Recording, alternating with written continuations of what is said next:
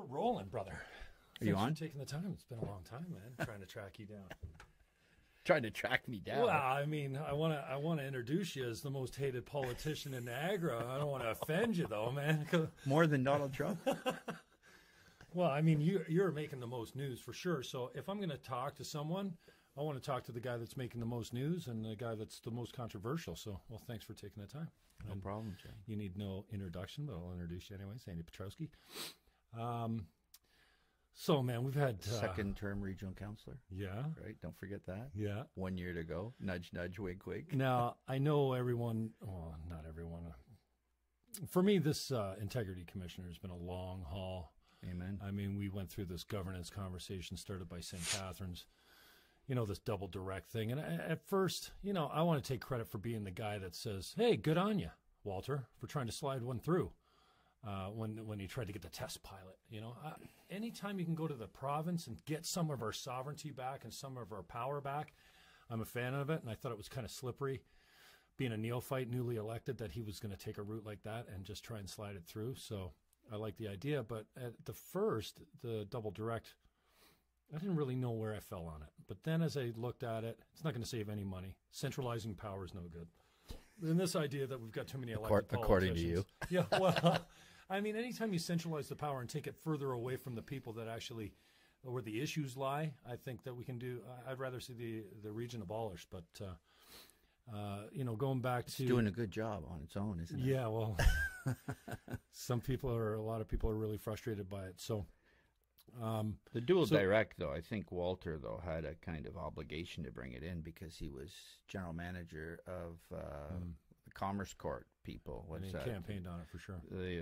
What do they call them? The Chamber of Commerce. Yeah. He campaigned on. So I guess he thought it would work. But I don't think the title suited it properly, and that was confusing. Double direct. All it is, I like the title dual role. Right. So you're wearing two hats.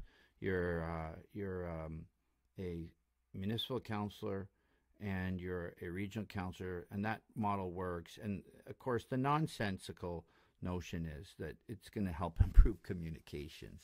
Right. So, no, I think it could work if the City of St. Catharines Council shrunk down to 6 councillors, right? I don't even know if we need ward councillors, but I guess if you went to a ward councillor, it'd certainly be cheaper to run. It's highly unfair right now that we have regional councillors who have to run across the city like me, with folks who are running for mayor.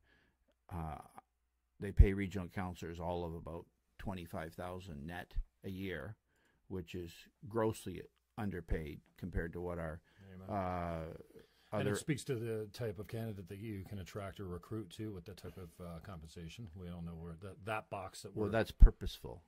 Attract councillors who don't particularly want to come to the position in a full-time capacity and serve, even though the job requires full-time. There's no question about it. I mean, why in Hamilton, Jim, everywhere around the horseshoe, from here to Oshawa, there are full-time councillors.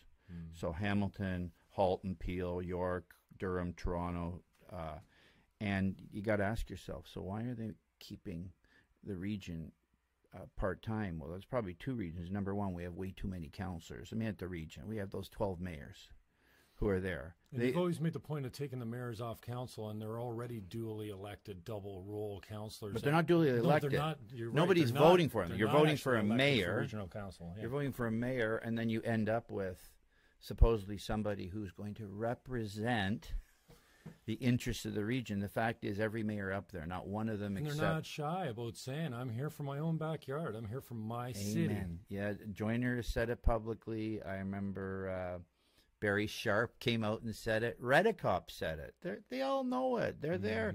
They're there getting the exact same pay as a regional councillor like myself. There's 18 of us. They have no obligation to sit on any more committees than one standing committee. So some of us, like me last term, sat on 12, 13, 14 committees. Exact same pay. Now, right off the bat, how's that you fair? don't get a stipend or an adjustment for sitting on committees? No. You have to sit on mayors have to the obligation of a regional councillor, which the mayors effectively call themselves at the region, is that they sit on one standing committee. Okay. And same for the regional councillors. So some of these folks and some of the regional councillors park themselves on one committee, knowing, I guess, that, why sit on more committees? So why is a guy like you who's, struggles financially as being, independently employed? Well, you struggle if you make the focus the region. So it's hard to juggle two things. How would you carry, first of all? Why 12 committees, though? Why wouldn't you be out on the road banging business instead of sitting in committees? 100%. You have to do that. No. If you make a decision to attend 12 committees, you better be self-employed and better be prepared to see your T4 slip drop by 80%. But why? Just to be connected, just to find out what's going on? Like, no, I'm saying the incentive for you to sit on all these committees? No, nothing. So why do you do it then? I did it last term. Okay. I really pared down this term. You have to. No, but the reality is, ask why would you need to sit on the committees? Because if you don't sit on the committees where all the deeds are done and the sins are committed and the sins are exposed, by the time it gets to council, Jim, nobody's paying attention. Right. Council is basically ratifying They're barely reading the committee reports that come in their package. 4 committee reports of all the four standing committees of minutes of that previous week or previous 2 weeks reports ratified. And just at the last council I attended, we have Public Works come up. Nobody stands up on anything. And yet, what is the assumption that Jim Fannons of the world and the lovely people of Niagara are all tuned in to the committee meetings online? Hardly. They can probably not stay awake watching council. So by the time it gets to council, you have this conglomeration of reports from each standing committee with the hope that when the guy stands up or the lady stands up and reads the synopsis of the minutes, they always do that for about 2 seconds. Mm-hmm. And we have a call from the chair, all in favor of the minutes. Unless there's something really contentious and they're trying to jam through a $10 million track and field stadium, people ratify it. I, because of my council ban from committees right now, pending this sensitivity training, or I guess this brainwashing indoctrination without definition around it. We can talk about that. Well, they want to adjust your unconscious biases. So even if you don't know you're a racist, homophobic bigot, yeah. They will get to you and make sure that they indoctrinate you into their way of thinking. But their way of thinking is Kathleen Wynne's way of thinking and Justin Trudeau's way of thinking. This is all parochial and it's all nonsense. It's as long as I talk like Kathleen Wynne and I talk like Justin Trudeau, it's fine, and I can be called inclusive. But if I decide to take another streak and go the conservative route and hold to hold as per my democratic rights to other values, then I'm not inclusive, and I'm a bigot, and I'm a homophobe, and I'm a racist, and I'm a xenophobe, and come on, this identity politics thing is just getting so nonsensical. And the fact that it's even at the region, the bottom line is the taxpayer is getting ripped off. They're getting ripped off. And I'm not talking about the expenses issue. That's another issue. They're getting ripped off even in their understanding of that. But they're getting ripped off because we're slicing and dicing through these things, and there's just very limited political will, I believe, to really bite into the teeth of the business of the region. And Amen. Going right back to that pay thing, without councillors buried at the committee level and trying to get things done and having a concern, and as Peter Cormos, my seatmate last term, used to say, you might not always win, but shining the light on these things. Who's shining the light on these, Jim? Like, honestly, who's shining the light on? Not too many guys. And when we do, thank you for the opportunity here. We don't have a responsible media, except I've been calling them out. I call out CKTB, I call out the Standard, I call them fake news only because that's a convenient term, but it's not even fake. It's dishonest news. It's dishonest because they're not even selective, at the very least. No, it's dishonest because they knowingly are avoiding reporting in somewhat of a thorough and consistent fashion on the meaty issues of the region. I call it dishonest. I mean, when you hear these radio announcers or you read the garbage in the birdcage liner, otherwise known as the fish wrapper, or the Standard, when you're reading this stuff and for the first time, I guess maybe because they're feeling a tinge of guilt, we saw a story on Public Works and the shortfall, but everything they write has an agenda. Nothing to do with news. Their agenda is to make certain people and certain sell papers. Situations look bad. End of the day. I mean, that's the MO for some. They don't have to stretch that far, but then they just tweak it a little bit, and it makes a huge difference. But let's get back to this huge waste of time. First, we had this governance talk, which to me, and you mean the double direct, yes, right. Which became parochial because at the end of the day, the vote was shaped around those councillors on our regional council who voted against it, Jim, didn't want to lose their job. And knowing probably that, and that would be coming more from the newer ones, because the newer you are, as I was a first term, I still had to spend $25,000 the second term just to reacquaint the electorate. You broke even with your pay. First year. Yeah, good return, huh? Yeah. Run the same campaign as a mayor does. Mayor pretty well gets all his or her financing covered by fundraising, right? You know, let's face it, because it's a more higher profile campaign, and they're making, you know, Walter's making some 120 as a mayor, plus his region pay, and then you ask the regional councillors to run in that citywide kind of campaign to get any kind of public exposure. You got to spend. You can't win unless you spend money. I've had people tell me, "Oh, I want to run." You're the one exception that I'm not even going to give that person credit for is when the paper can do some gratuitous coverage of some councillors because they have maybe some special relationships with people there, or their friends have special relationships, and then maybe you get on. But so all the while we're talking about governance, which my take was, and again, I don't want to pat myself in the back too much, but I was on 12, you were for it. I was on 12 agendas to speak against the dual direct. Okay. You finally turned against it, right? Yeah, I didn't want to see the centralization of power. I didn't want to see the reduction of accessibility. I didn't believe in the communication strategy that it was going to be more. We're going to communicate better with the multiple levels of government. I mean, we don't have very many regions where there's two-tier governments in Ontario. I think there's only 3. Is there? Like St. Catharines and a couple others. Well, anyways, I put myself on 12 agendas as soon as it came. As soon as the region rubber stamped it. Okay, so it comes from St. Catharines. They get the green light. It goes to the region. They rubber stamp it. They give the green light back to St. Catharines. Well, where does it go first? First, it goes to St. Catharines. So that's where I spoke first. Right. And I wasn't alone. There was other people there for and against it. I think there was 12 presenters. No, where'd you speak? At the open air gymnasium meeting in the PAC? No, it was in council. Yeah, council chambers in St. Catharines. Of which, well, because they were forced to do that.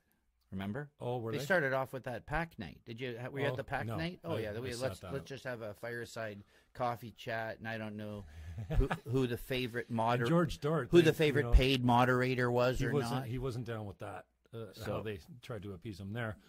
But we kept throwing it back at council. It wasn't done right. It wasn't done right. It wasn't so done then right. It comes back to St. Catharines for the first of 12 for the double majority, or the triple majority, right? For the actual vote night, you mean? Yeah, like things like no smoking in a public park passes the triple majority with no problems. Right. Okay. Something like double direct, I was hell-bent that it was not going to pass, and I would speak at every council and give them the same speech, and so we killed it in St. Catharines. By the way, Canada Dry. By the way, just for your radio. You're not a drinker anyways, are you? No. I've enjoyed being, well, I can't, if I say that to the wine community, I've enjoyed being, not having to have a sip of alcohol in the last almost 3 months. Yeah, but are you a kind of guy that could ever blame anything that you've done that's been out of the ordinary on booze? No, I just think it's more healthy, and it's more in line with my faith kind of commitments. Alcohol's evil. Anyway, so getting back to the DDD, or the DD double direct, or the governance. So this governance thing has been manifesting since, you're right, since the St. Catharines Chamber of Commerce changed its name to the Greater Niagara Chamber of Commerce, when it's really not greater anything. In fact, I think Thorold pulled out. Did they not pull out? Anyway, who knows? The membership fee might be greater. Yeah, they might have and their payroll's greater. If they had taken Niagara Falls and Welland with them, at least the two other biggest cities other than St. Catharines, then I would have given them a partial pass. But then it really put Mayor Senzik in a predicament, because when it came back to St. Catharines and he lost that, now he's a lame duck mayor. Like, he doesn't have a council that will support him on just about anything now, because in my mind the lines have been drawn, right? So anytime those lines are really going to line up the same way, and we can talk about the Liberals versus the Conservatives, and we all know that and the NDP, the last few terms, and the NDP, but the NDP's never had power from the chair's office, Right. and has never had a majority of people at council either. So usually the NDP is the spoiler, Right. and you get the Conservatives and Liberals going at it. The point I'm making, to come all the way back to this again, is how much time did we spend on reports and debating a thing that I predicted in the very beginning would never pass the triple majority. And I was, like I said, I put myself on 12 agendas to make sure it didn't happen, and then had to remove myself from 12 agendas, or 11 more agendas after it died in St. Catharines. Brings me to the Integrity Commissioner, the whole code of conduct. But backing up, argument. Jim, it's important. Like, I think that whole double direct, the mayor was in a box not to. If he hadn't done it, then his chamber people would be saying, you kind of ran somewhat on chamber. I don't know. No. I think that's legacy. I think that's all ego. He's like, I'm going to change the system, and if I never do another term after this, I can point to... My point is, though, I don't think it was important what the outcome was going to be. Just get it on the floor. So, and, I mean, I don't recall last term... Oh, I think the outcome was... I think he was married to the outcome, because he was not happy when that thing didn't go down. Yeah. And you could hear it in his voice in his media interviews afterwards. Is governance dead? Is the governance issue dead at St. Catharines in the region? Yeah, I can say that won't come back again this term. And I'm glad, because I don't want to see the centralization of power. Well, you're just one voice, though. And that's why last term I tried to have a referendum with about 7-8 questions on. And first pass the council, of course, because all the enemies of Petrowski won't want any. So is that just it? Like, how does something as simple as taking the pulse of the community in a non-binding plebiscite or referendum, how does anyone say, I don't really think I want to know what my constituents think. I don't know what the population of each ward or each town or each city, I don't care what they think. Like, how could anyone be against referenda? We had seasoned councillors from outside of St. Catharines, I'm not going to name them, work on multi-term councillors. One person, she said, basically, I'm not sure that the constituents would understand these questions. Oh, yeah. They're ignorant. Yeah, like nothing like, that's the Hillary Clinton deplorables. You're a deplorable. That's, hey, so all I was saying, so I had 7 questions or 8 questions. It got weaned down to 2, and then the 2 got stripped off, and it didn't get stripped off. They made sense. They were about term limits, dual direct, transit, all sorts of, pretty... Sound like a candidate for the none of the above party now.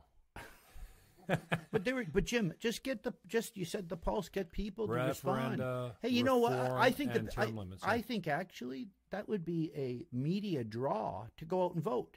You're saying, hey, you might not know whether Petrowski's running again, whether you want to vote for him or not. You're not probably to engage in what the region's doing on and off every day, other than the stupidity reported by the local media. But you have a chance now to vote on things like, do you think your councillors should be there 85 terms, like some of them have seemed to have been? 40 years.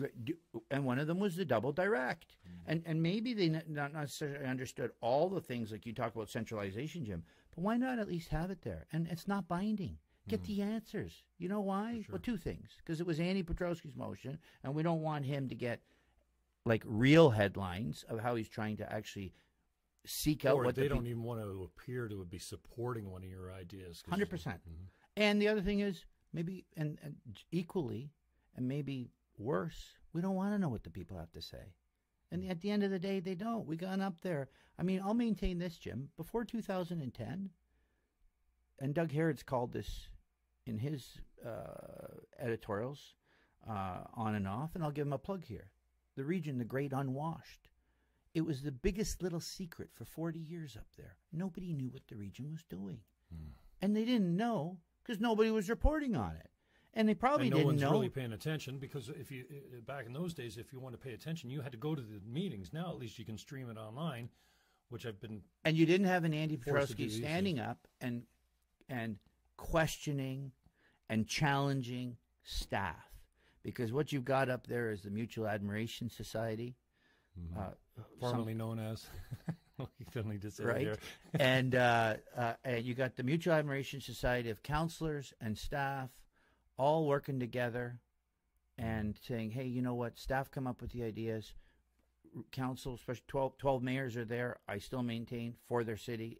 and they're rightfully, I guess so. That's why I think they're in a conflict. And the other 18, I guess, are less inclined to believe that their job is to challenge staff, and we're aboard. Our job is actually, that is our job, to hold staff accountable.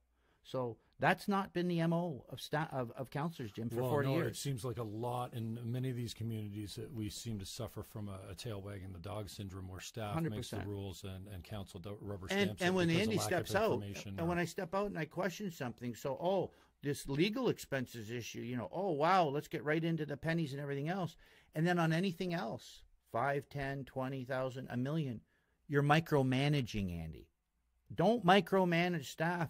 We're within budget. Oh, well, you find out budget is 30 million, the contingency is another 5, and we have councillors standing up and saying we're still within budget.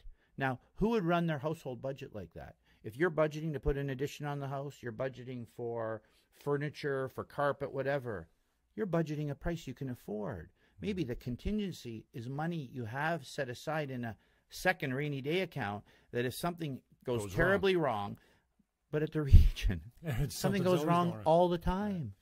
So all the time. We waste time on things like governance and double direct, and then we'll get around to the integrity commissioner and code of conduct. How many? I wish I could track how many minutes and hours and days and weeks we've been jerking around with this. And you know what? I'm all for good behavior. I'm also all for depends how you define good. Yeah. And I'm also for I'm for right behavior, Jim. Well, I mean, if you can live with yourself and it's within the boundaries of the law, then I think you should be okay. Amen. And self-expression is important to me. Freedom and debate, of speech, and healthy, wholesome, maybe not so wholesome, but a healthy debate where two sides of both issues. Listen, if we stop talking, and I'm talking more the liberals and the conservatives, because really right now with the election of Donald Trump in the States, we've really seen this parting of the seas, for a bad analogy using the Bible, but having the left and the right on both sides. And we forget that if the bell curve goes like this, in the middle, most of the liberals and conservatives overlap on a lot of their issues. It's on the extreme, which you might put a Petrowski and a Fannon out on the ends here. Amen. Well, I don't put myself on the extreme, but some people might. On the extreme, you get the ideological beliefs and the behaviors of the extremities that really scare you, and those are the ones that we're going, whoa, we have to pay attention. We have to pay attention to these extremes out here, because most of the people in the middle overlap, and they're not the radicals. The radicals are on the end. Yeah, I like to say they're in the tank. They're in the tank. The liberals and conservatives, those ones in the mushy middle, they're all in the tank. Don't rock the boat. The people won't know what they don't know. The people don't need to know what they don't need to know. It's all in the tank. And then you get a populist candidate like Donald Trump, like Rob Ford, like Andy Petrowski. Yeah, have conservative values and everything. Run first campaign on a populist issue, the water bill, and I believe delivered very successfully over the last 4 years. And so far, although that boat seems to be teetering, but people don't like your colleagues in politics. These staid conservatives, even the party, small c, big C, and I don't call myself necessarily, I'll take on and disagree with things Harper has done and Hudak have done any day of the week. I mean, Wynne is atrocious in my mind, and Trudeau is equally so, but I don't mind challenging these strict party lines. But we've got all these people who call themselves kind of something because they actually think, and they get some votes from the population who attach themselves to those parties and go, is Councillor so-and-so really there that, oh yeah, I can vote for that, I can vote for that. But when you get a populist candidate like myself that comes out, that doesn't really, at the end of the day, always share everything with any of those parties and just says, hey, running for the people, and what do the people expect? I think I've accomplished legions of coverage by the very fact that, like I said, Doug Hare, great unwashed. Nobody knew what was going on. Now all of a sudden you have a councillor or a couple of councillors. Bob Gale is not afraid to stand up. Councillor Barrick's not afraid to stand up. You got a couple of councillors.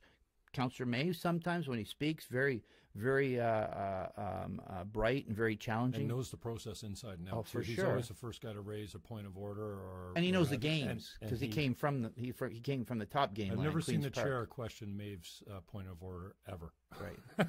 he's really well schooled in that department. But so I want to wrap it up. He says you got all these people kind of in the mushy middle, and then you have a couple of people want to stand up and actually do what I believe we were elected to do, and that is provide oversight of staff and hold staff accountable. But then, like I said, then you get all the veterans and all that middle of the tank hacks who go, oh, you know what, that guy's ruining our show. Hey, he's actually exposing things. Oh, he might be making us look bad, because not making us look bad by questioning staff, because they're not. They just want to stick up their hand. All in favor? All in favor? Not opposed? Look at the vote on Jim, look at the vote on the track and field stadium. Like, come on. Nobody knew or expected, or nobody I've talked to, and I'm not talking about this 10 or 20 sports fans in Niagara, and that doesn't mean we only have 10 or 20. The ones who appreciated this, and 3 or 4 hoteliers, Jim, who are going to benefit for the 3 weeks it's here, and a couple of restaurants. But really, we're going to end up with a track and field stadium. What are we going to do with that? People it's not sending even a multi-use facility. No, it's an outdoor, and it's a part-time, and all we're going to do with it is get the bills to keep it open and keep it maintained. And did anybody in the region ever expect their regional councillor to be spending $10 million on a track and field stadium for these Canada Games? And I'm not saying, hey, I'm not saying it's not a bad thing, that it's a bad thing. I'm not saying winning the Canada Games is a bad thing, but is it our priority?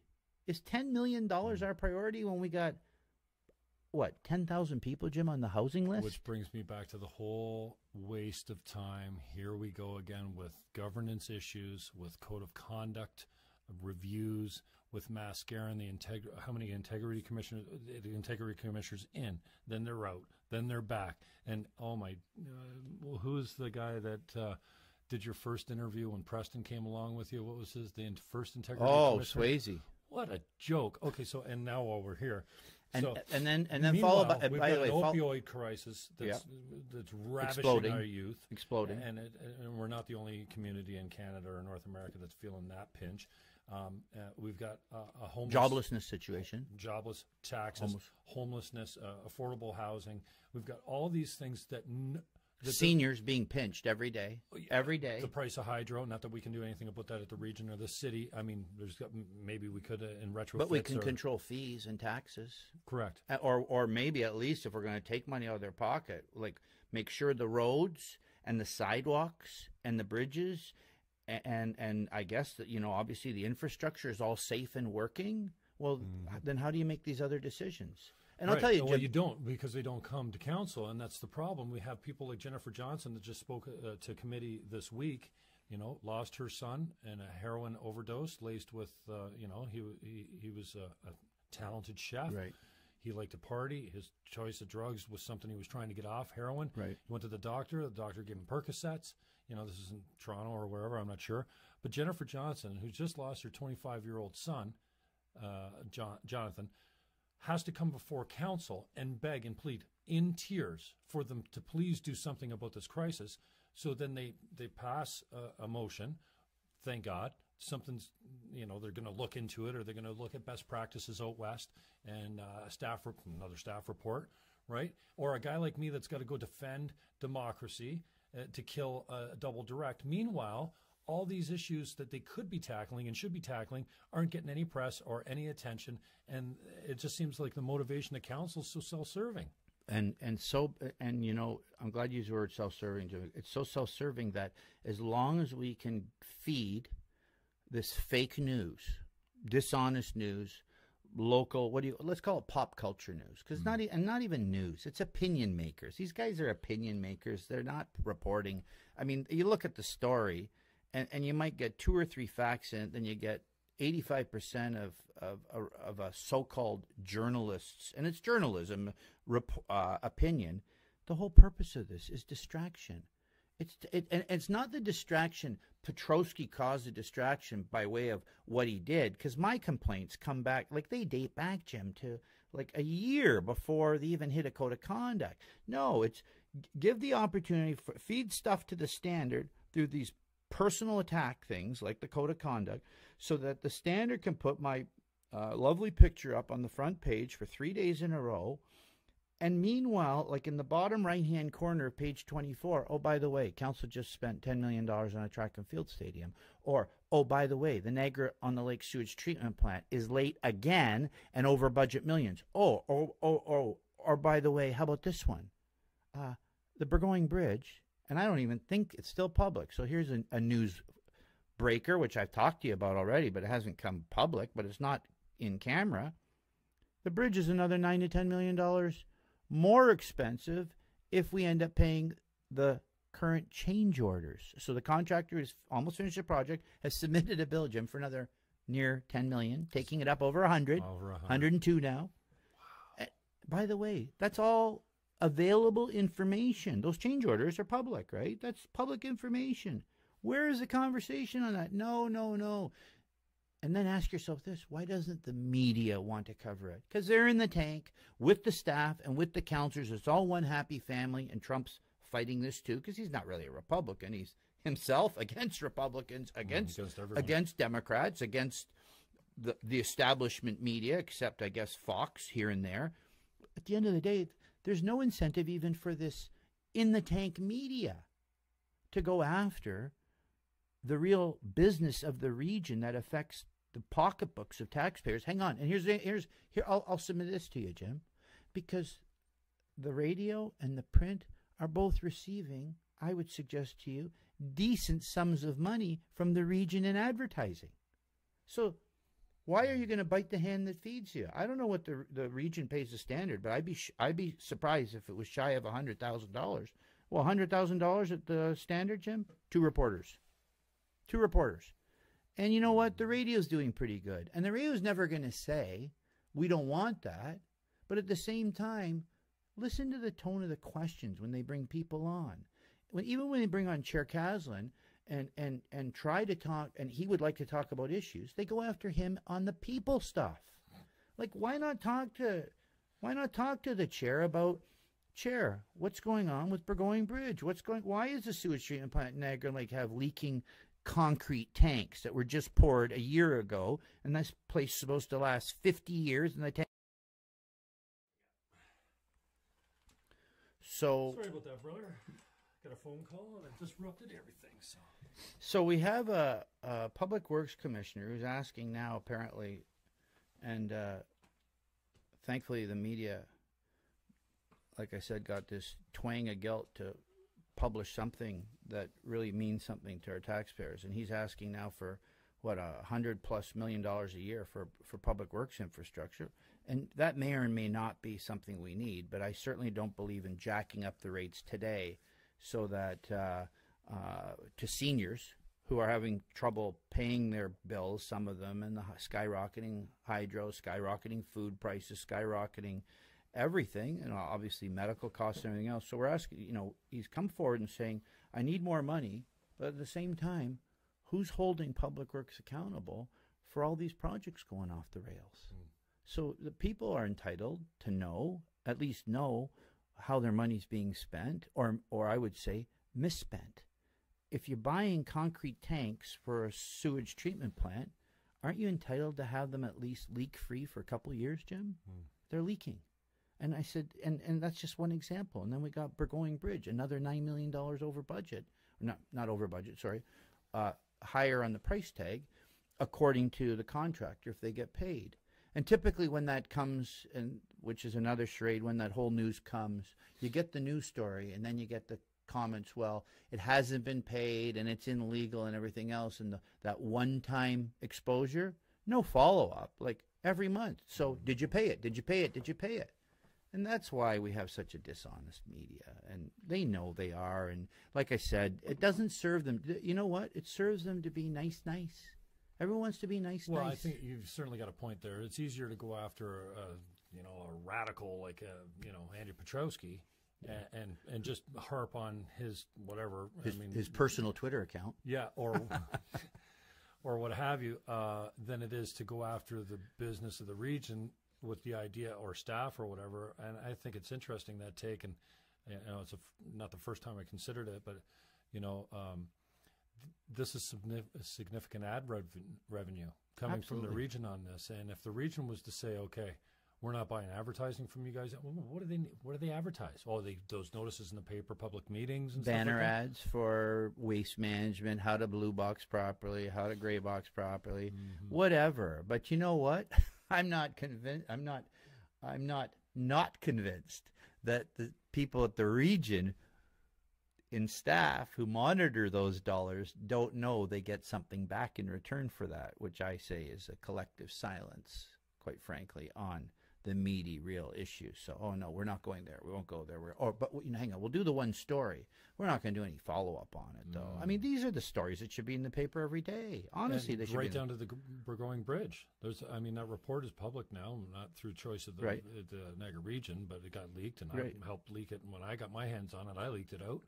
And there's still people employed by the region that are named in that report doing some pretty and practices that were named in that things, that we were still doing, I think, up to the time that you even went public with your information, Jim, like this idea, but it didn't even get explained properly. Do you imagine that a staff member took a piece of road, basically 1 kilometer long, and chopped it up into 10 100-meter projects so that it fell within his pay threshold? We're talking about legal expenses and councillors. Here we're talking millions of dollars of public works projects being manipulated so that a specific staff member had the ability to award all that work without any accountability to his supervisors or superiors. And then you have to ask yourself, Jim, was the taxpayer getting value for those awards when, lo and behold, surprise, surprise, all 10 of those mini projects making up that 1 kilometer, Jim, got awarded the same contractor? Of course they did. Because it was a 1 kilometer job. Right. Yeah, but it's rigged. And but I want to say this, though. I do believe, so this is all historical. Okay, this is historical. We do have a new CAO up there. Okay, we have Mr. Carmen D'Angelo. And I have to say, first of all, he has to have an opportunity to be obviously held to account for the rights and the wrongs of the region, what's happening. But I do have to say that I have, from that staff perspective and from that senior leadership, a glimmer of hope that the legacy that has so ingrained the region, because it is so, and these are not the frontline people, are all hard workers, and maybe the next level of management. But beyond that, senior managers to the top, Jim, Carmen D'Angelo has to really look into those organizations and shake up the culture there and say it's not business as usual anymore. We can't do this. And I hope that appears, and it should appear, and it's difficult to do because you're dealing with commissioners who control their respective department budgets, who will always say, yes, I need what I got last year.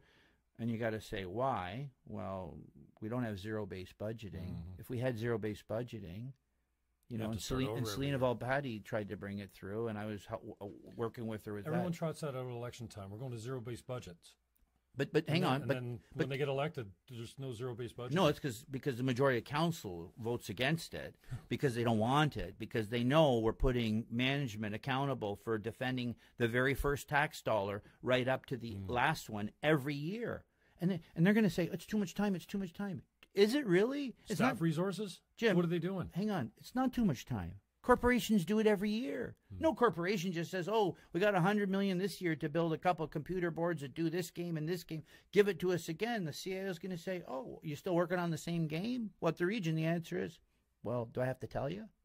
So I believe I'm going to give Carmen a plug, because I've seen what the kinds of things he's instituting with operational controls and everything else. And he's still a one-man show. He's at the top, and when you've got your generals underneath you, Jim, who have been there in the bureaucracy, whether it's at the region or somewhere else, for decades, there's a huge political, and let's face it, the best politicians are not the ones who sit around the Horseshoe Council. They're the senior managers. You didn't get to the top unless you're a great politician, and they all know that. They all know that. But he's got to work with these people and really try to uncover what is really going on. I think zero-based budgeting, and if he instituted that, say, you know what, we're going to do that. We even tried to bring it in on a department basis this year, Public Works, next year Planning, next year Health, and things like that. Come on, that's not too difficult, is it? So over 4 years, you'd cover all 4 major departments. Be fantastic. Every 4 years, you got to do one time. You got to do zero-based budgeting, and so the public understands what that is. You don't just get what you got last year and ask for 2% more. You actually get nothing, and you have to ask for every dollar from the first dollar and justify where it's going. You agree? No, I do, and I think it's a great idea, and I don't understand the argument that it's too labor-intensive. I mean, that's what staff is there for. But just getting back to the media's responsibility, I'm really frustrated in this town. You know, 610's gone to no local on Tommy's show, the one, you know, I used to call in on and was most engaged in. Like, I don't listen to these programs just because. I listen to them because I'm engaged and I'm interested. And, right. And very often back in the old days, it was many conservative callers that I would have to call and defend the liberal point of view to, not the liberal, but the green or the lefty or whatever. And, you know, I'm still the same guy. I'm still a feminist. I'm still a left-leaning social conservative or whatever you call it. I'm not sure where, you know, but totally frustrated by what the left is doing right now, and frustrated by the media. And I tweeted out last week, I know you don't see many of my tweets, but you got so many followers and whatnot, but I tweeted out last week, if I emailed out a naked picture of myself sitting on a stool with my legs open, with a blank look on my face, there's not one media outlet and not one elected politician in this town that would call that pornographic. It's true. And I fell for it too, because I'm having a little fun at Andy's expense. Hey, if you pick your nose on the camera at regional politics, chances are a guy like Jimmy Fannon's going to tweet it out and say, I thought it was a rule about eating at your desk. That's funny. It's probably not so kind to the guy that's picking his nose. I get that. I should probably, you know, not try to be so funny and be more sensitive to my fellow human being. I think, you know, you talk about your faith and whatnot.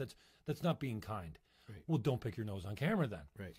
But the media is a totally different story. So again, if a guy like you, and I support same-sex marriage. Right. I'm also a Christian. That's my belief, and that's my choice to support. Hey, dolphins are gay in the wild. You can't pick who you love. I happen to be heterosexual. I've got some gay friends. They're great. I have no problem. I'm still a little uncomfortable when I see two men making out at a parade or a park. You know why? Not because it's two men so much. It's because no one makes out like that in public. Right. Unless you're a kid and you're drunk at a bar and you're trying to pick up a girl or something, then I can see you making out. Otherwise, do that at home. It's not that you're gay. It makes me feel uncomfortable because people don't do that. So in a case like you, now I support same-sex marriage. That's great. I understand that you don't. You're entitled to your opinion. Now you come out and say, I am not in favor of same-sex marriage because I'm a Christian and I follow Jesus and it says in the Bible, blah, blah, blah, and that's your interpretation or what have you, or maybe it's not even interpretation. It says in the Bible, if you want to take it literally, then great. That doesn't automatically make you a hate-filled homophobe. Thank you. If you are not in favor of liberal immigration, it doesn't make you a racist. Correct. It means that you're a conservative and you like your borders. You're like your boxes. You think inside the box. Your personality type isn't all that creative. You're probably very lawful and dutiful and industrious. That goes with that whole conscientious personality trait of the big five that I've learned quite a lot about over the last little while. And the liberals are artistic. They think outside the box. They like free borders. They don't like boxes. They don't like the rules and laws. And the right tend to think... But they like voters. Yeah. The right tends to think the giants of the past were our heroes, right? The Johnny McDonald's or what have you. Right. And then the left points to the corruption of all those heroes. Now, both are actually right. They were heroes and they were corrupt. So Amen. There's no absolute right and wrong on these things. So I'm starting to blather a little bit, but I was going back to the responsibility of the media, and in particular where as soon as that email, and I don't know how you described what that happened or whether that was somebody that was intentionally trying to, like, I mean, you just don't by accident put a picture like that in an email. Like, that takes some effort. And 100%. So and you haven't been, in my opinion, straight with me as to what happened, because I think you're probably protecting whatever happened, and that's fine. That well, I think I've been public, that I haven't been public about who sent the email. Right.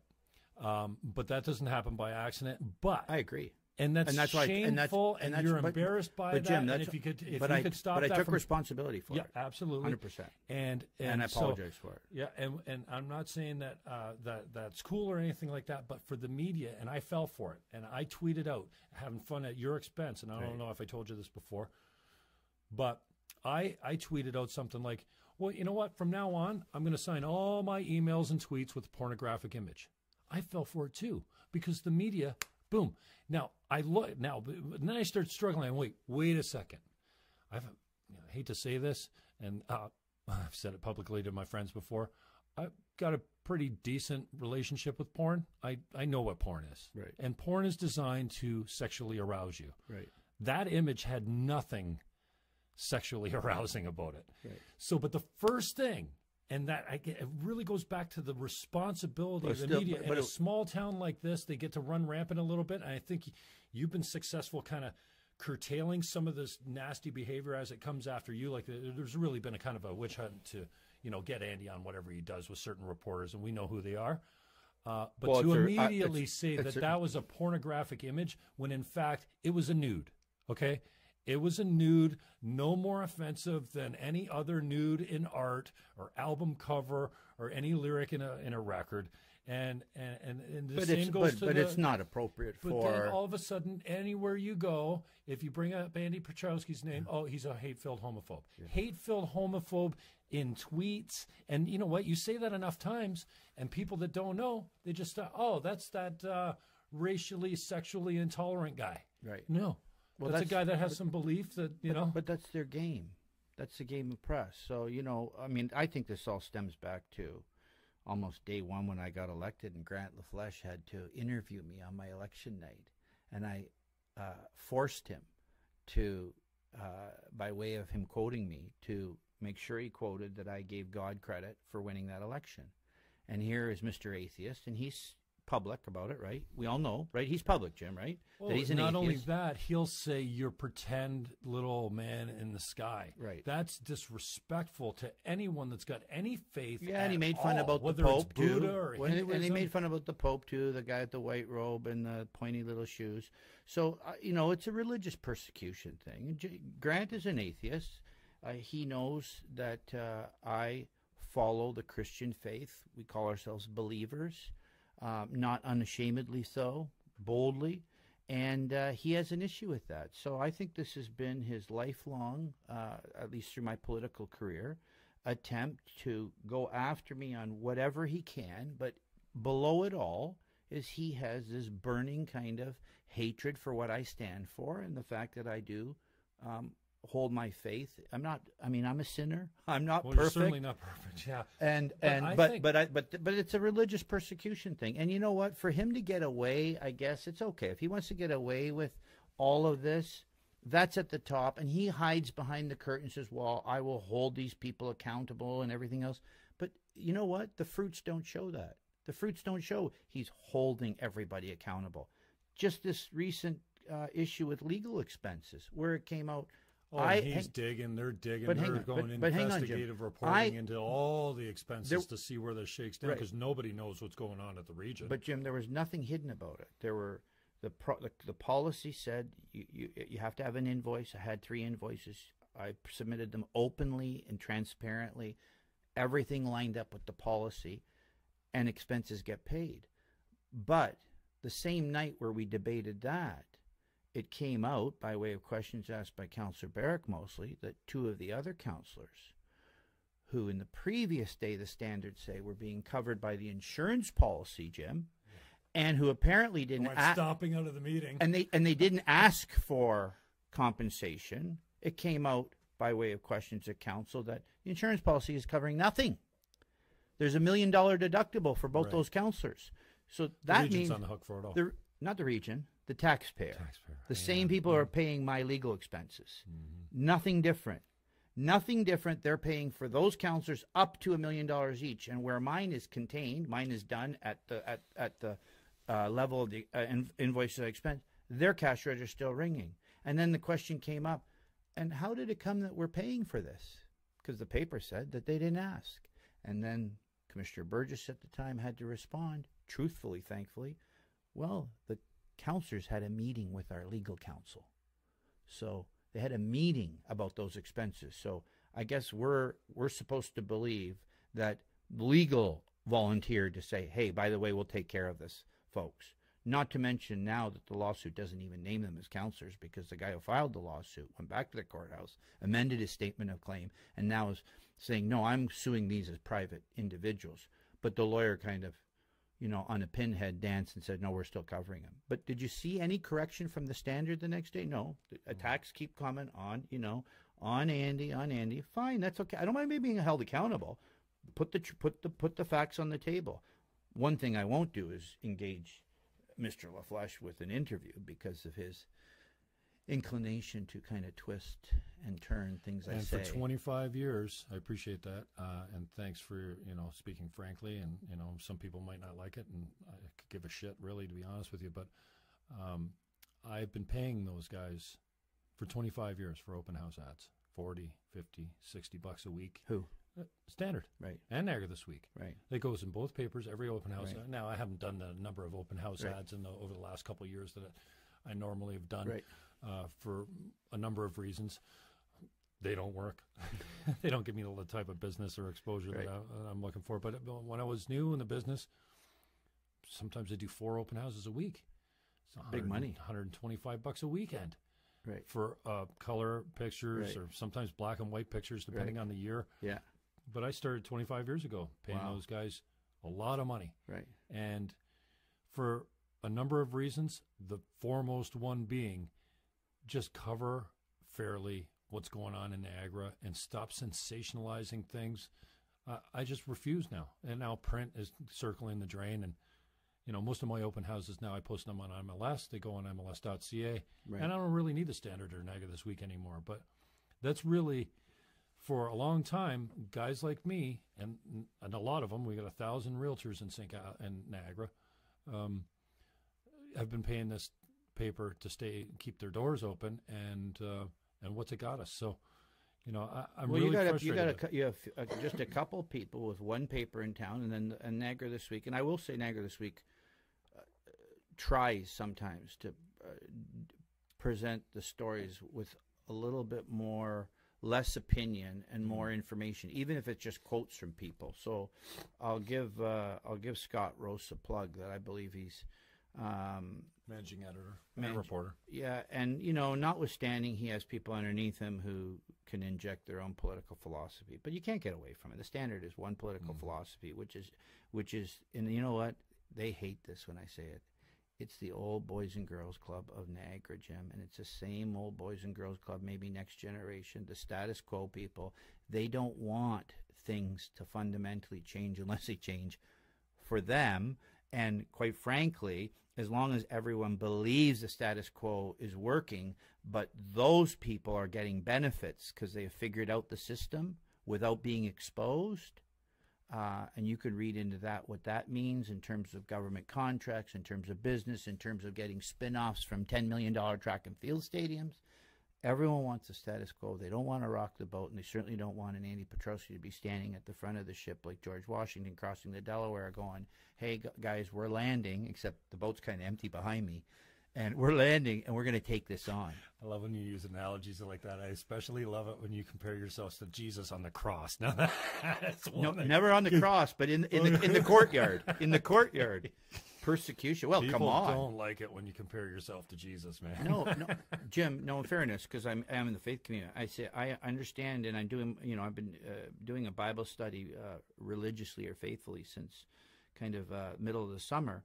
And when you're reading, and we had a great Bible series at Harvest Niagara, plug for them, on the book of Acts. When you're reading what happens in the biblical times, when people stand up for something, in this case, their faith, and what the establishment of the day doesn't want to hear, because the establishment was fundamentally affected by the new story of Jesus, because we had we had the old law, and Jesus came in and they said... didn't accept him in and say, yeah, come on in. Even the Jews, he was an outcast even in his own community. Amen. The Jews persecuted him. And you know what? If it meant that people had to have to give up power or be held accountable or maybe do things different, nobody wants to do that.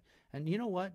After we slice through everything we talked about so far, the bottom line is Niagara getting better or is it getting worse? The Ronald Reagan question saying, are you better off today I think than you as were? we twiddle our thumbs and navel gaze on governance reform, on dual direct, on codes of conduct, on integrity commissioners, and all on the Andy Petrowskis of council, whoever they might be, well, it only seems to be... And the NPCA stuff, because there's, Jim, in fairness, why is it just NPCA? Why aren't we looking at Niagara Parks?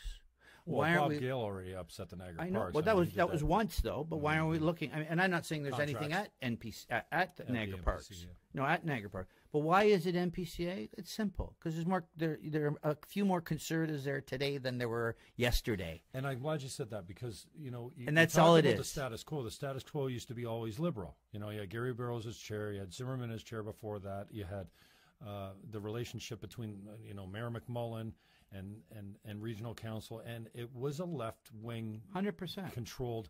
And I can't even look south of the border. I cannot hate on Donald Trump one bit right now because I'm too busy hating on our own lack of democracy, lack of integrity at the region, especially the region, and and the city of St. Catharines is no angel either. I can't seem to put my energy, Donald Trump to me is a blowhard, and he's right. a narcissistic psychopath as far as I'm concerned, an attention seeker. But I can't do anything other than just go, okay. And you know what I find is fascinating by this whole thing? But he did say with the people, with enough people, 64 million or 62 million people, and a lot of them, when you say populist, and a lot of them haven't voted for terms for years. He did strike chords with people on drain the swamp, build the wall, those things, right? Lock her up. He's Come genius on. on that, yeah. Come on. Crooked yeah, but Hillary you know who? Everybody hated that, including his own people. Look at this Obamacare thing. I mean, we don't go there, but he can't get the repeal done, even with his own people, because hacks, and they're hacks, like McCain in his own party, hated him so much for getting president. Nobody thought on November 8th they'd wake up and find Donald Trump president. Nobody thought. I mean, the numbers didn't even cross until 10 o'clock midnight, Jim. So I don't think even Donald Trump thought he was going to make it. Possibly. So the region today, is kind of like, I'll say this: people aren't getting their money's worth. Jim, they're not getting. They're not getting. Quo now, though, Andy. Now that your guys are in power, Castleton's traditionally we're not in power. Well, Castleton's traditionally a conservative. He was appointed by the it was a conservative, but he's maybe not a majority. It's a figurehead position. Yeah, a damn good one too. Yeah. A really good paying one. And, Rick Dykstra was the kingmaker in a lot of these elections, both municipally and regionally. Well, I'm not sure what that means, kingmaker. Well, he got everyone elected except Joe Cahill. Anyone that was on a Dykstra ticket was elected. What do you mean a Dykstra ticket, though? Well, he helped them with people, with resources, and then when they went over... hang on. You don't think... When he asked Secord's people to stop, okay, you got to go over and support Walter now so that Jeff doesn't get in. You know what the first question was after Walter was elected? Who are we going to make chair? Okay, let's go talk about it. You're giving Rick way too much. You're giving Rick way too much power, though. Honestly, and here's what's funny: that you're just playing right into what the media loves is that What about the liberals? What about you just said? At least you flush them out and said they've been in control. But I don't think they were ever that organized. Well, they didn't have to be because they occupied every seat. But the thing is, you think they've disappeared? Have they disappeared at the region? No. Do you think the power broking in the back rooms has disappeared? Do you think they just gave up? If you suggest that maybe. Well, they're just looking at the next term of council. Yeah, but even in the vote for chair, it was who was it down to? Gary against Al Caslin. You don't think that there was some power broking going on there? And how did Gary get in? I mean, that surprised everybody. We were all caught up with Damian Goulburn maybe running, and I can't even remember who it came down to. And then Gary runs up the middle and gets the job. But that was all orchestrated by the left, So let's call it. It's happening on both sides, Jim. It happens on both sides. You know, you get as far as my political, like, obviously I lean more to the right than the left. I'm pro-life. I'm pro-traditional marriage, which doesn't make me, I guess, a baby phobe or a babygenist or whatever you want to call me. Oh yeah, if you oppose the death penalty, no, actually, I guess nobody gives a shit. Being pro-life could make me a misogynist because. Oh no, you hate women. I hate women. Yeah, if you're a pro-life, yes, then you absolutely have no respect and you hate women. And you know who I hate the most? Greg Millers out there. You know who I hate the most? Who think it's okay when the pro-lifers are standing on the corner with their disgusting pictures of little fetuses and stuff like that. Like, that's not for me to decide what you think's appropriate or what's offensive. And yeah, if I had kids, I don't want them driving by that, but I'm certainly not going to say, make it illegal. You can't stand on the corner and demonstrate. No. You know what? So, and then dude comes up with something, magic marker written all over his bare chest, goes up and basically assaults these people by taking their signs, kicks them, the signs all over, stomps on the signs on the ground. He gets arrested for public mischief. Should have been assault. Because if you take my sign and stomp on it, you might as well spit in my face or throw water on me or throw blood on me or whatever. That's assault, so you should have been charged for assault. So the Greg Millers of this world will come out and go, more of this. More of this. What? Assault over free speech? And then now I'm a snowflake. A snowflake? And the other day, Jordan Peterson puts this thing out. It's a tweet. The same thing, Jim. Saying, this LGBTQ2SPIA plus, like it's getting longer and longer and longer, right? So I just happened to retweet one of his things. It comes from the University of Alberta. It's a Gender and Sexuality 101. And in one thing it says here, this is what caught my eye. Treat people with respect, blah, blah, blah. 5, challenge assumptions. Studies completed in the past 5 years estimate that over 50% of Generation Zs, born between 95 and later, do not identify strictly heterosexual or cisgender. 50% of people born after 1995 don't identify with, like, are you fucking kidding me? So I put this out and I say something to the effect of, more bullshit from the compelled speech lefty madness crew that dominates our higher learning institutions. Because we all, well, we don't all know, but I've come to understand now that these professors and teachers are all lefties.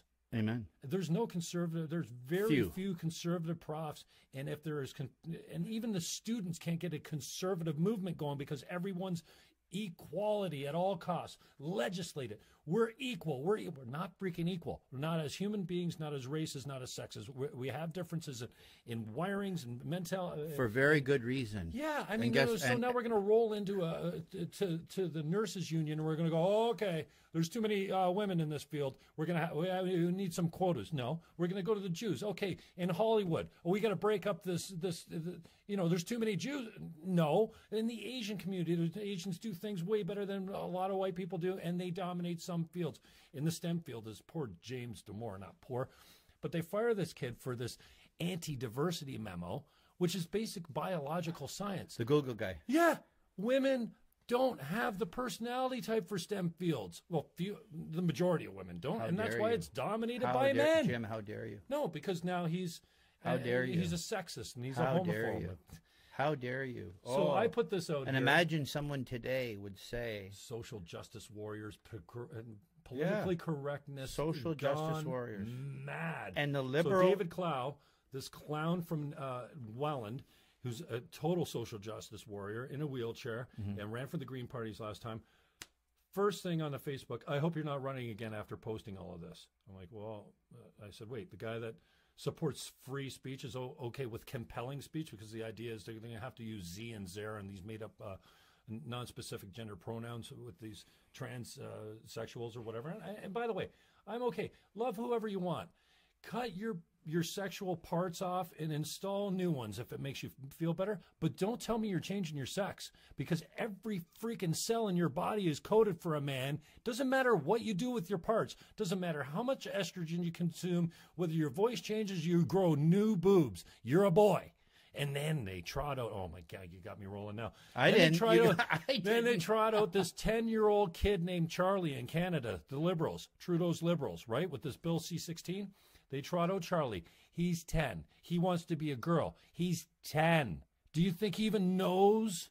He hasn't even hit puberty yet. So now they can, because he identifies as a girl, they're going to force him with estrogen to try and have a female puberty instead of a boy's puberty. That's impossible.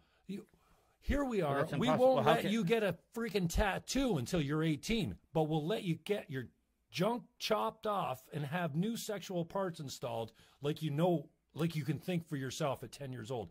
It's appalling. So, and I took a little I don't think beating on installed. here. I think manufactured or created. Scott, right? One guy comes. I don't have a problem with this either. David Clow. I think Jim's quite points relevant, and we need the debate. It's real. Darcy Higgins comes out. Sounds like a reasonable request, not demands.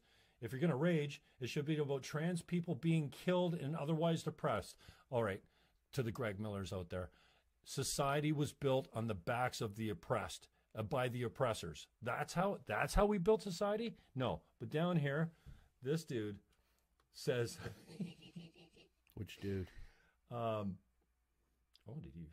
we go. Tommy Taylor. I think he's a Green Party guy. Just for full disclosure, you have that line underneath each of the major networks. Just because Andy Petrowski is sitting here and Jim is talking like this doesn't necessarily mean Andy agrees with everything Jim says.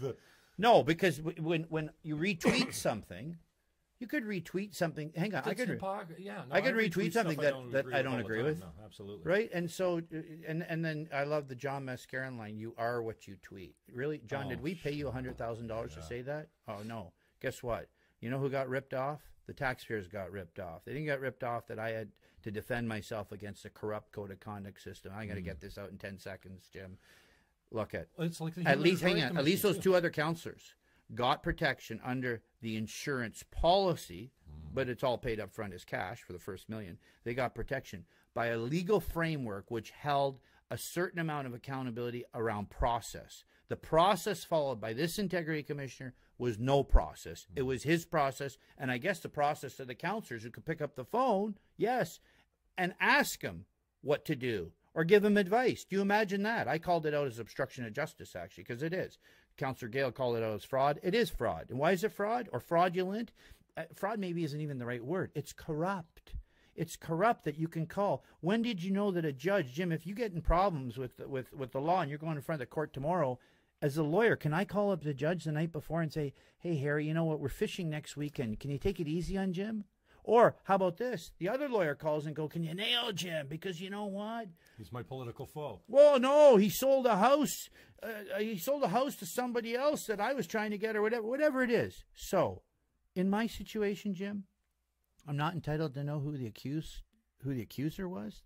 In fundamental principle of law, right there in the Charter and the Constitution, according to the supremacy of God and under rule. Suspend jurisprudence. 100%. There is nothing to say due process for you. But Section 7 of the Charter says life, liberty, and security of the person. Security of the person. And it says, as it is in accordance with the principles of fundamental justice. In other words, if you break the law under Section 7, you're not entitled finally to security of the person. You have to go to jail, right? So you lose that. But you have the principles of fundamental justice. What principles did John Mascaron fall? He said, no, you don't get to know who your complainant is. So it's an anonymous complainant. No, you don't get to see the complaint. I don't even know what I'm charged with. His interpretation. You're not entitled to a fair hearing. I'm making a decision. He calls it a finding. Before you even get to talk. Ludicrous. And so the finding comes out, and then your what do you got to say? Yeah, it's actually like before you're going up for the execution squash. Exactly the same as the Human Rights Tribunal, which I'm sure you're not a big fan of. And I'm only just like, I knew it was there, and I knew kind of what their leanings were, but nobody's ever lost at the Human Rights Tribunal. You can bring anything before these guys and this goes back to the whole, now I'm a homophobic bigot. This guy's Tommy Taylor. You, Jim, and Jordan Peterson are two of the phoniest faux intellectuals going. Glad you can gloss over your bigoted prejudice with Peterson's laying academia. Did you even read the proposal? Like blah blah blah. So because now hang on a second. Is this person identified? You actually know who he is? Yeah. First and last name? Yeah, Tommy Taylor. I don't know if he goes by that real handle. Yeah, and then he goes on about Trump's Kekistan online troll army. You ever seen this green frog? The Yes. Army of Kek? Yes. I think it's hilarious. I do too. It got hijacked, and there's nowhere that I can find that this frog is anything but a freaking joke. Right. But now he's the symbolism of Trump's racism, right? Right. And I think it's unbelievably hypocritical of the left right now. Mostly, the Madonnas out there, and I used to love Madonna as a creative artist. But so you got Trump out here, who's he's misogynist. He's a little narcissistic, a little psychopathic, probably. I think we all display symptoms on a spectrum of all these mental illnesses. We all got a little OCD. Not mental illnesses. You mean defective qualities. Yeah. So here's Trump. He comes out and he stands and he spews all this garbage, right? The grab him by the pussy thing, which I think, come on.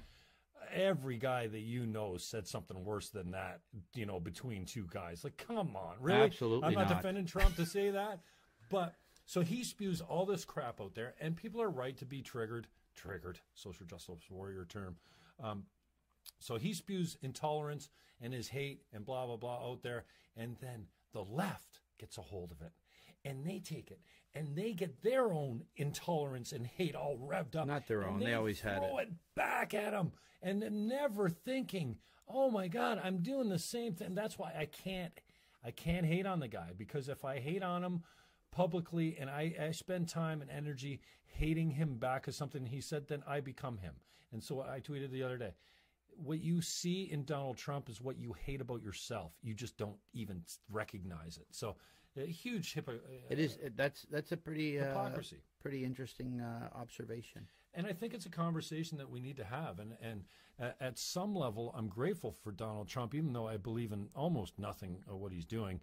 I love Pauly Shore's take that if him and Rodman flew over to North Korea, they could solve this problem with a game of Blades of Steel. Like, just play some Nintendo together, because this kid, this Kim Jong-un, he loves America. He loves capitalism. He loves Major League Baseball. He loves basketball. He loves The Apprentice. Like, he is the biggest Trump fan going. Wow. And is this true? Rodman goes over there and hangs with him all the time. They golf, they play video games, they hot tub together, and Rodman's a little bit of a freak, right. But and Pauly Shore's like, I know Dennis Rodman, and he says that if Trump just paid this kid the time of day, right. this stuff would go away. But he can't come out and say, I love Donald Trump, I love the Apprentice, because he's a dictator. And Trump actually once said in real Trump talk, because there is real Trump talk, but inside all of us, there's real stuff. Mm-hmm. Probably with me, more the 90% of the real and 10% of the phony versus the average politician, is vice versa. But Trump even came out at one time and said, maybe someday I'll be able to talk to him. That's real Trump talk, because he's a business guy. He, at the end of the day, is a face-to-face guy. Let's have a chat. But his handlers, Jim, his handlers in the White House, and they've all moved around lately, and I think it's getting worse, not better. But his handlers go, you can't say that. You know why? We have a military complex we have to keep pumping with billions more to put more planes up in the air and more boats. So go out and crash champagne bottles over our aircraft carriers. But please never say we want peace. America doesn't. Well, I shouldn't say that. There are some in America who don't do well economically by peace, Jim. Look at all under Bush, under Obama. Hey, Republican, conservative. Who has a better record in war? Neither. Neither. They're both atrocious, and they both were feeding the same system. To your point earlier, they're all overlapping in the middle. We call it same church, different pew. It's disgusting, and one's inclusive and one's not inclusive. Conservatives are not non-inclusive. They're not inherently racist. They're not inherently bigoted. They may have values, but just because you have a value like pro-life doesn't mean you're a misogynist. You know what? Right. You know which woman I hate the most, Jim, as a pro-life guy? My biological mother, who adopted me, put me up for adoption. That's the one I hate the most. The one who put me up for adoption, Jim. I knew you were hate-filled. I knew it. I just knew it. No, but I'm saying it's complete sarcasm. No, if it were not for Jim, if we're not for my biological mother, who had a child, an older sister, so I have this stepsister or half-sister out there, 7 years older than me, that I haven't found or looked for yet. If she had not realized that, hey, I can't, weekend romance, got pregnant, Andy came along, that I couldn't put him up for adoption, hey, we wouldn't be having this interview. So I'm saying that in sarcasm. There's no hate. I love the fact. In heaven, I hope I hug my biological mother and she hugs me and says, hey, Andy, I'm the one. You know what? I always want to know what you look like. Now, I didn't want to know so much. But seriously. So, but no, Jim, all this stuff this isn't about even parties, even though parties is how we choose to define. Everyone wants to belong, right? People inherently do want to belong. Be loved. Yep. Accepted. And guess what? Don't want to be ridiculed some in people public. and some people I try to get my love obviously from family and from my God, because I believe in my faith. God loves me unconditionally, doesn't like sin, but he loves me. I am always loved. Yes, you're loved. God is love. 1 John 4. God is love. Some people, I guess, when faith isn't part of their life, find their love in what I call idols. You know what an idol is? Alcohol. Well, no, but your government party. If you find your worth in your government party, I'm sorry, and some do because you belong, then you attach to it. And when you attach to it, you get a set of beliefs, and you get a set of beliefs. At the end of the day, Jim, here's the problem. We all have those. They're inherent with us. We all want to belong. We all have these, we get our support. We get our recognition from all this worldly stuff. And it is taken away at the municipal level where we're supposed to be not parochial, or not partisan. Parochial is your geography. Your partisanship is your party. Wouldn't it be nice? Wouldn't it be nice if we just had 1 week of completely nonpartisan and non-parochial decision-making? I'll tell you what, if we had a month of that a year, Bob Gale has this new idea where he messes us all up once a month. Makes us sit in different seats. Really? Is that still... Yes, it's an ongoing... Still goes on? Still goes on. I remember that. Yeah, I think I got to miss it because I was away for part of it, which was great. But anyway, wouldn't it be nice if we had a month where we go, okay, guess what? When you stand up and you debate something, you got to debate or vote for something. You have to put some cogent words around why this should happen and shouldn't happen. You don't get away with sticking your hand up and saying I support this. You actually have to speak to that motion. And wouldn't it be nice, and this is the flip side, if the public came and actually watched it? Because right now, and the Standard knows this, the radio knows this, better call it CKTB so they get a plug however they want to take it or not. Niagara This Week knows it. Nobody's in the audience. Nobody's engaged unless it's let's attack NPCA this week and you get the same olds, right? It is. Or it is a specific issue, like last term it was the Southern Tier hospital people didn't want Fort Erie Hospital closing or whatever. But Jim, we don't have even, and you know this, we've talked about it, we don't even have an engaged public who are coming. In the States, on the other side of the river, every night in town councils, in county councils, which is like regional government, and state councils, those gymnasiums, those part-time classrooms that are converted in council rooms, they're full. They're full. I even watched one up. I just watched a Collingwood council meeting or a Barrie one where there was a code of conduct issue, and they actually came in support of her. Leave Sylvia here or something like that. I said, but where are the people in Niagara? And I know what they're saying. They're saying, well, they could say, well, we voted for you, expect you to do. But do they really, Jim, do they know what's going on? No. And you can't rely on that birdcage liner to tell you what's going on. You can't. You can't. I kind of agree with you, too. On some things, the politicians are elected to make the decisions. On some things, they're just too big. You have to go to the public. But I want to pick up on something you said. Can we finish this last thing, though? Yeah. Okay. So who, when they go to the voting booth, besides, oh, well, Petrowski did this, Petrowski did that, and, hey, you say there's no such thing as bad publicity, but who, okay, apart from me, and apart from the attempt to attack and go after Caslin, the chair, go after sometimes Bob Gale's chair of police board, and Dave Barrick or Sandy Annunziata, and knows who's always the targets. Who's the targets? It's the them and the us side. The left is fine. Leave the left alone. But you're going after I call them the non-left, because in the non-left we have councillors, Selena Volpatti's a great liberal. And yet she is a great... She's not leftist. She's a councillor that holds people accountable. I mean, she's running at the front of the boat on the Burgoyne Bridge. But But at the same time, where come election time, are the people getting their knowledge for who to vote and who not to vote? Do they know? And that's okay. Do they know Andy Petrowski was the only person out of 30 who stuck his hand up and say, I'm not voting for that $10 million track and field stadium? And I'm okay if the sports people say, well, I'm not voting for him because he did. And I'm the only one who will go on this radio now and remind people, because the other 29 are hoping that if you don't like the sports stadium, they'll still get the vote.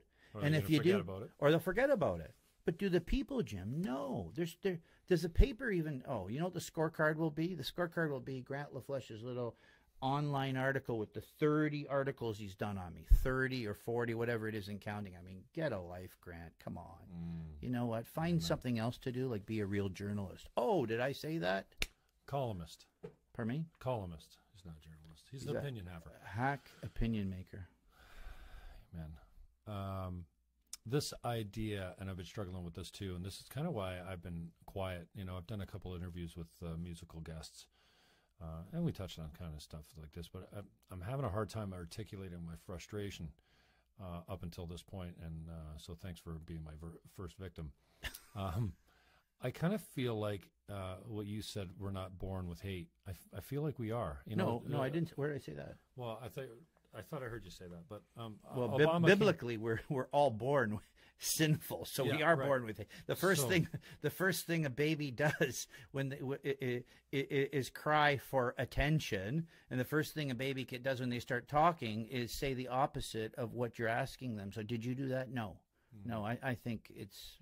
Obama comes out the other day and says, we're not born with hate. It's learned. I think he's wrong. I think that, like, I'm not sure Donald it's hate, Trump, but we're born with sin. Andy Petrowski and Jim Fannon, we're all born hateful, intolerant, bigot assholes, basically. And it's hard work to be loyal to your wife. It's hard work to be acceptable, intolerant of somebody that looks different or sounds different or moves differently or whatever. And I'm not an expert on this, but I certainly have found enough evidence that points like chimps practice organized war. They don't have religion. They fight over resources. They'll fight over women too. But they have these territories where the resources, the bananas or whatever they're eating, and they have these territories that they patrol the outside of. And while they're patrolling, they go on patrols with all the men go out and the women stay back at home taking care of the little guys. And when they're out on their patrol and their boundaries, if they come across a rival tribe, they pull each other apart, like murderously, like absolutely kill everything they see on these borders. And then, and tribes of usually no more than 30 or 40, that's how big chimps tribes normally are, they go into organized, they will march like an army into foreign lands and disseminate and obliterate and exterminate, practice genocide on every male chimp. Then they take the females hostage back to their clan, and then they encompass a new territory. It's genocide. So what are you saying? I'm just saying that's our closest, if you believe it. I don't. You know, well, that's why they call it a theory I'm of evolution. I'm a creationist. I believe that God I get that, but there's holes in creation, there's holes in evolution. But still.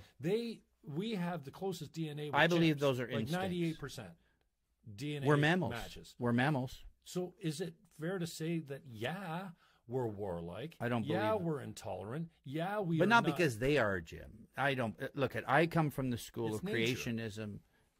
It's in human nature. It's human nature. We are fundamentally born as sinners. That's the first 3 chapters of Genesis carry that pretty quickly. The fall of man, the Garden of Eden, and we are fundamentally sinners from the get-go. So it doesn't matter. You may think or want to you may want to evolve from an ape, and before that green pond scum. Even before when we're Neanderthals. Like, I mean, there's been ancient humans on this earth for a long time. The earth isn't 2,000 years old. You're not going to tell me that, right? Like, there's 6,000. No, mankind is 6,000 years old. Okay, well, I don't know how we can agree on that. But we don't have to. At one time, we were in tribes. And when our tribe came up against another tribe, we didn't invite them over for dinner and sex. Absolutely. We tried to obliterate them. Jim, if that history is true. No, but that's even recorded since in the Bible, if you ascribe, as I do, to 6,000 years of the formation of man and woman as Adam and Eve, and then what happened after that up to the flood, there still were tribes wiping each other out absolutely, by the thousands and the tens of thousands. Yeah. So where do we get off thinking that it's like we're born good and intolerant? And so Obama says we learn hate. Well, but you can be taught hate. There's no doubt. Hang on, but there is certainly some socializing and some teaching going on from parents. If your parents are Archie Bunkers, chances are when you're 8 or 10, you said at 10 you can't know that you want to be a woman if you're a boy. But if your parents are bigots, chances are you don't know differently. You won't know differently. Fair enough. And you might. And it can be taught or learned or indoctrinated or whatever you want to call it. And how does that affect us at in the great region of Niagara? Well, I think that the conversation about Trump should start out as we're all racist, intolerant, bigot assholes at our core. We've learned and we've come a long way to be tolerant. And I've experienced that. I tell the story about my friend Josh. First time I met him, what's this? He's a big, brown, flamboyant. I think he's gay. I've never actually asked him, but I mean, he does the pride functions and stuff like this. And I'm looking at him, and I'm like, dude, it's weird, man. And I see him the same next day, and I'm looking, and then I have to give him a ride. He just happens to be a mutual friend of a friend of mine, and so I'm giving him a ride. And he's an artist, so he asked me to put his CD in the deck, and I'm like, yeah, I'll put your CD in the deck, don't. And he's in the back seat of my car, and he's going, well, can you put it in now before we get there? And I'm like, now? Yeah, before we get to Niagara Falls, so we can all listen to my disc. I reluctly put the thing in, but I'm hating on this guy the whole time because he's big. He's a 6'5", big, brown, flamboyant. He's not like me. Right. And right away, my gaydar or whatever it is goes off. I'm like, dude, get away from me. I'm not tolerant. Is my first reaction. But the whole time I'm processing. Jim, you're doing that as an adult.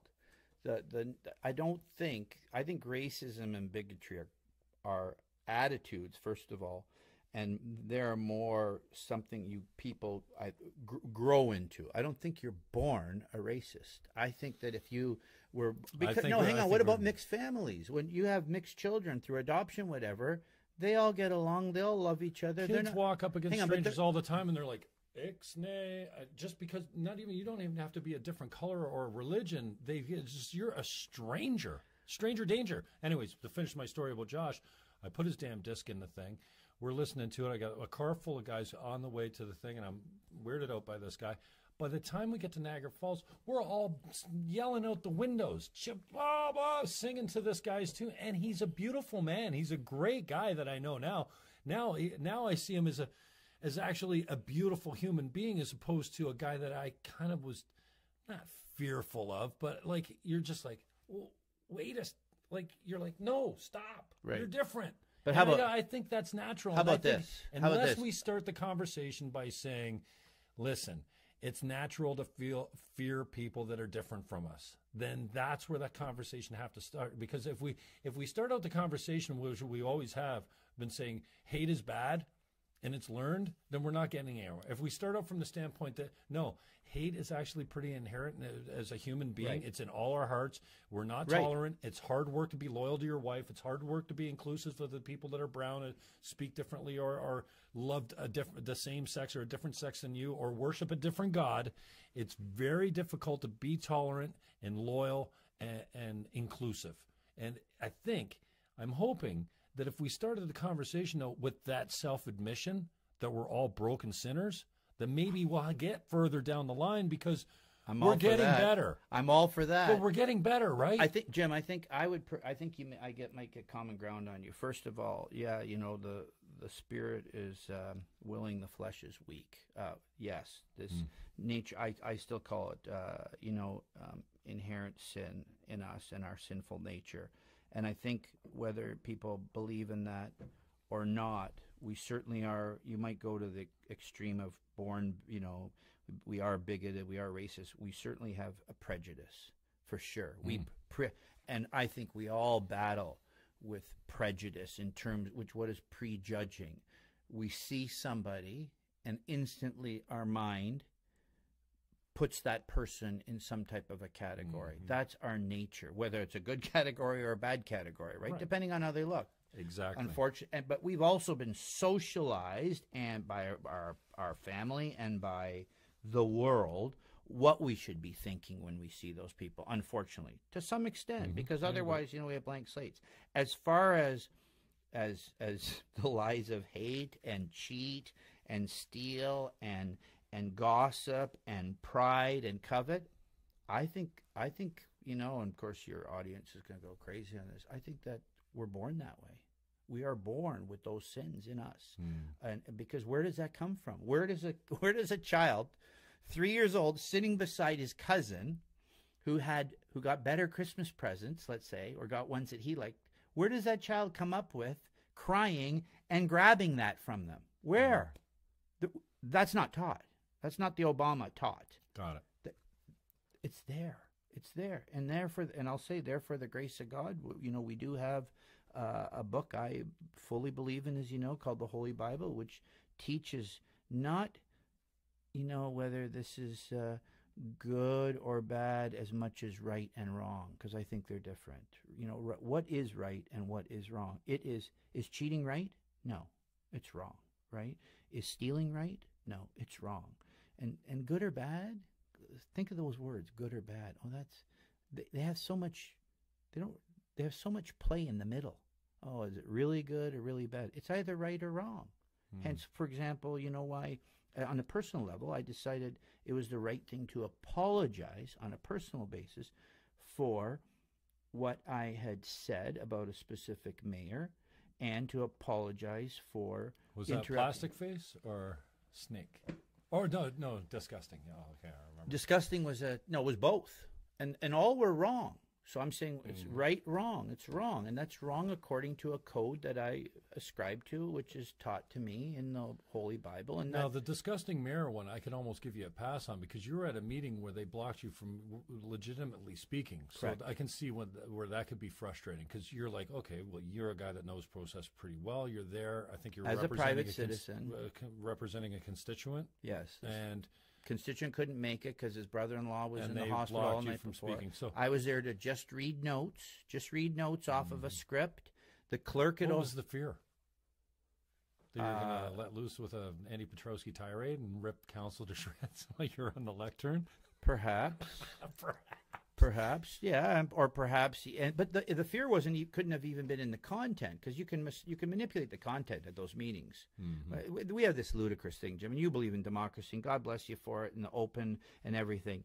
We allow a professor or the president of Brock University on the fly to come forward and speak to region, right? On the fly, yeah, unannounced, sits in the audience. Added from the floor to the agenda. Do we have any script? Do we have any clue what they're going to say? No. Everyone else. But Jim Fannon, you got to submit by Thursday, the week before, at 4:30. Oh, and by the way, in some councils, or in some townships, like maybe the one I was talking about, they can look at it and go, "No, we're not going to allow this." And even at the region, there's attempts to manipulate. And remember when the region tried to stop presenters from coming to council? Do I remember? I ran on it before you were elected. No, I ran on that. Right. I ran on that 2010. Yeah, the August before the election in 2010, the Council of Organizational Review Committee, aptly named Cork, as in put a cork in it, all those councillors passed, at least the majority of them, we will not allow any delegations to come to council. And then when I got elected, the first thing I tried to do in the fall is to change that, and my favorite mayor, Mr. McMullen, tried to jump ahead on, even though he was part of the committee and part of the council, at least the council, maybe not the committee, that voted to do that. He tried to go, oh, I want to change that. Oh, come on. So we changed that. We got rid of it. But you know what? They're going through the process all over again, Jim. I haven't been as involved. It's called the procedural bylaw. Everything, as far as I'm concerned, is sold to the public as making things more efficient and everything. Why? Why should things be more efficient? How many speakers do we really have, Jim, that come to council? Yeah. Not that many. And you could have rules like, Jim, you can't come 3 councils in a row and present the same thing. Steve Sues, what's up with him? He's at every committee meeting and every But he speaks at different things, though. Yeah. I heard he spoke at the opiate meeting. He did. Hey, God bless him. Yeah. God bless him. Hey. Well, he seems like he's addicted to it. He can't stop. Jim, at least there are people coming forward and doing public delegations. Well, that's my point, that we started out down this road on why the hell should Jimmy Fannon and Steve Sues and Jennifer Johnson have to go address these things and get Jennifer Johnson's, she lost her son. Right. And she's been mourning for years over this. Was this at Public Works? Yeah. Public Health, you mean? Yeah, Public Health. This week? Yeah. Okay. And then she just happened to run into a couple similar moms that lost their child to overdoses or opiates or fentanyl. That's what her Sad. Her son's thing was heroin. Sad and too common. And it was 99% fentanyl. Wow. Like, that kid didn't stand a chance. Right. And yeah, heroin's not good, but geez, if it was legal and taxed and regulated, and we have safe injection sites, maybe we wouldn't have this problem. But this is, one of my major points. Were you there for a presentation? No, I wasn't. Did you watch it? I did watch it. Okay. Did she get any questions? She did, but she completely, understandably, lost it. Right. Like, and she was so emotional and angry, and her voice was, she was yelling at these guys to get it right. Like, otherwise we're losing a whole generation of kids. And, but it shouldn't be on us to go there and do the business of the region. And so now it takes 4 moms, Jennifer Johnson included, I'm sorry, I don't know the names of the other women that were there, to come to council and passionately plea and form this whole activism group. Right. Like, Jennifer Johnson's got better things to do. Trust me. I know the woman. Right. She does not enjoy public speaking. In fact, this is probably the first time she's ever publicly spoken. And we've had this crisis at least for the last 3 or 4 years. Yeah, and the region's doing jack shit about it, and it takes a girl like Jennifer Johnson, who just lost her son no more than 2 years ago, to come to council and to tell them, this is what you need. You need safe injection sites. You need to study best practices out west in Vancouver, where the opioid crisis is raging. How about you need doctors? These guys need to be. You guys, you council turkeys, should have this as the business of the day. Amen. Like this, like housing, like taxes, like, oh my God, there's so many things. But what are we talking about? We're talking about a $25,000 Petrowski bill, which, I don't need to tell anybody this, and I've told this. I don't agree with everything Andy Petrowski. I, in fact, agree with very little about what Andrew Petrowski does politically. But lately, it was 44, by the way. 44,000. Okay. Yeah. Because they'll be in TV land. But when you came up on this code of conduct thing, I can see it clear as day. This is the Human Rights Tribunal. This is suspension of jurisprudence. By the council. By the Integrity Commission. Yeah, with the support of council. Absolutely. 100%. And this is there are only 2 people who vote against it. And I don't understand how any code of conduct, and that's why when you challenge this, I was like, go for it, man, because all these you'll change every code of conduct in the province and possibly Canada by saying the code of conduct cannot contravene the Charter of Rights. Amen. And that's why the Liberal judge squashed me down, because he knows that if it goes past him, which it could through appeal, but if he was forced to rule on Charter rights, which he tried to ignore all throughout his decision when I tried to get that injunction, and shame on him, and I'll say that openly, shame on him, and I said it openly anyway, because they all come from their pool of liberal lawyers, and then they get up there, and who does he work for? He works for Kathleen Wynne, who pays his check.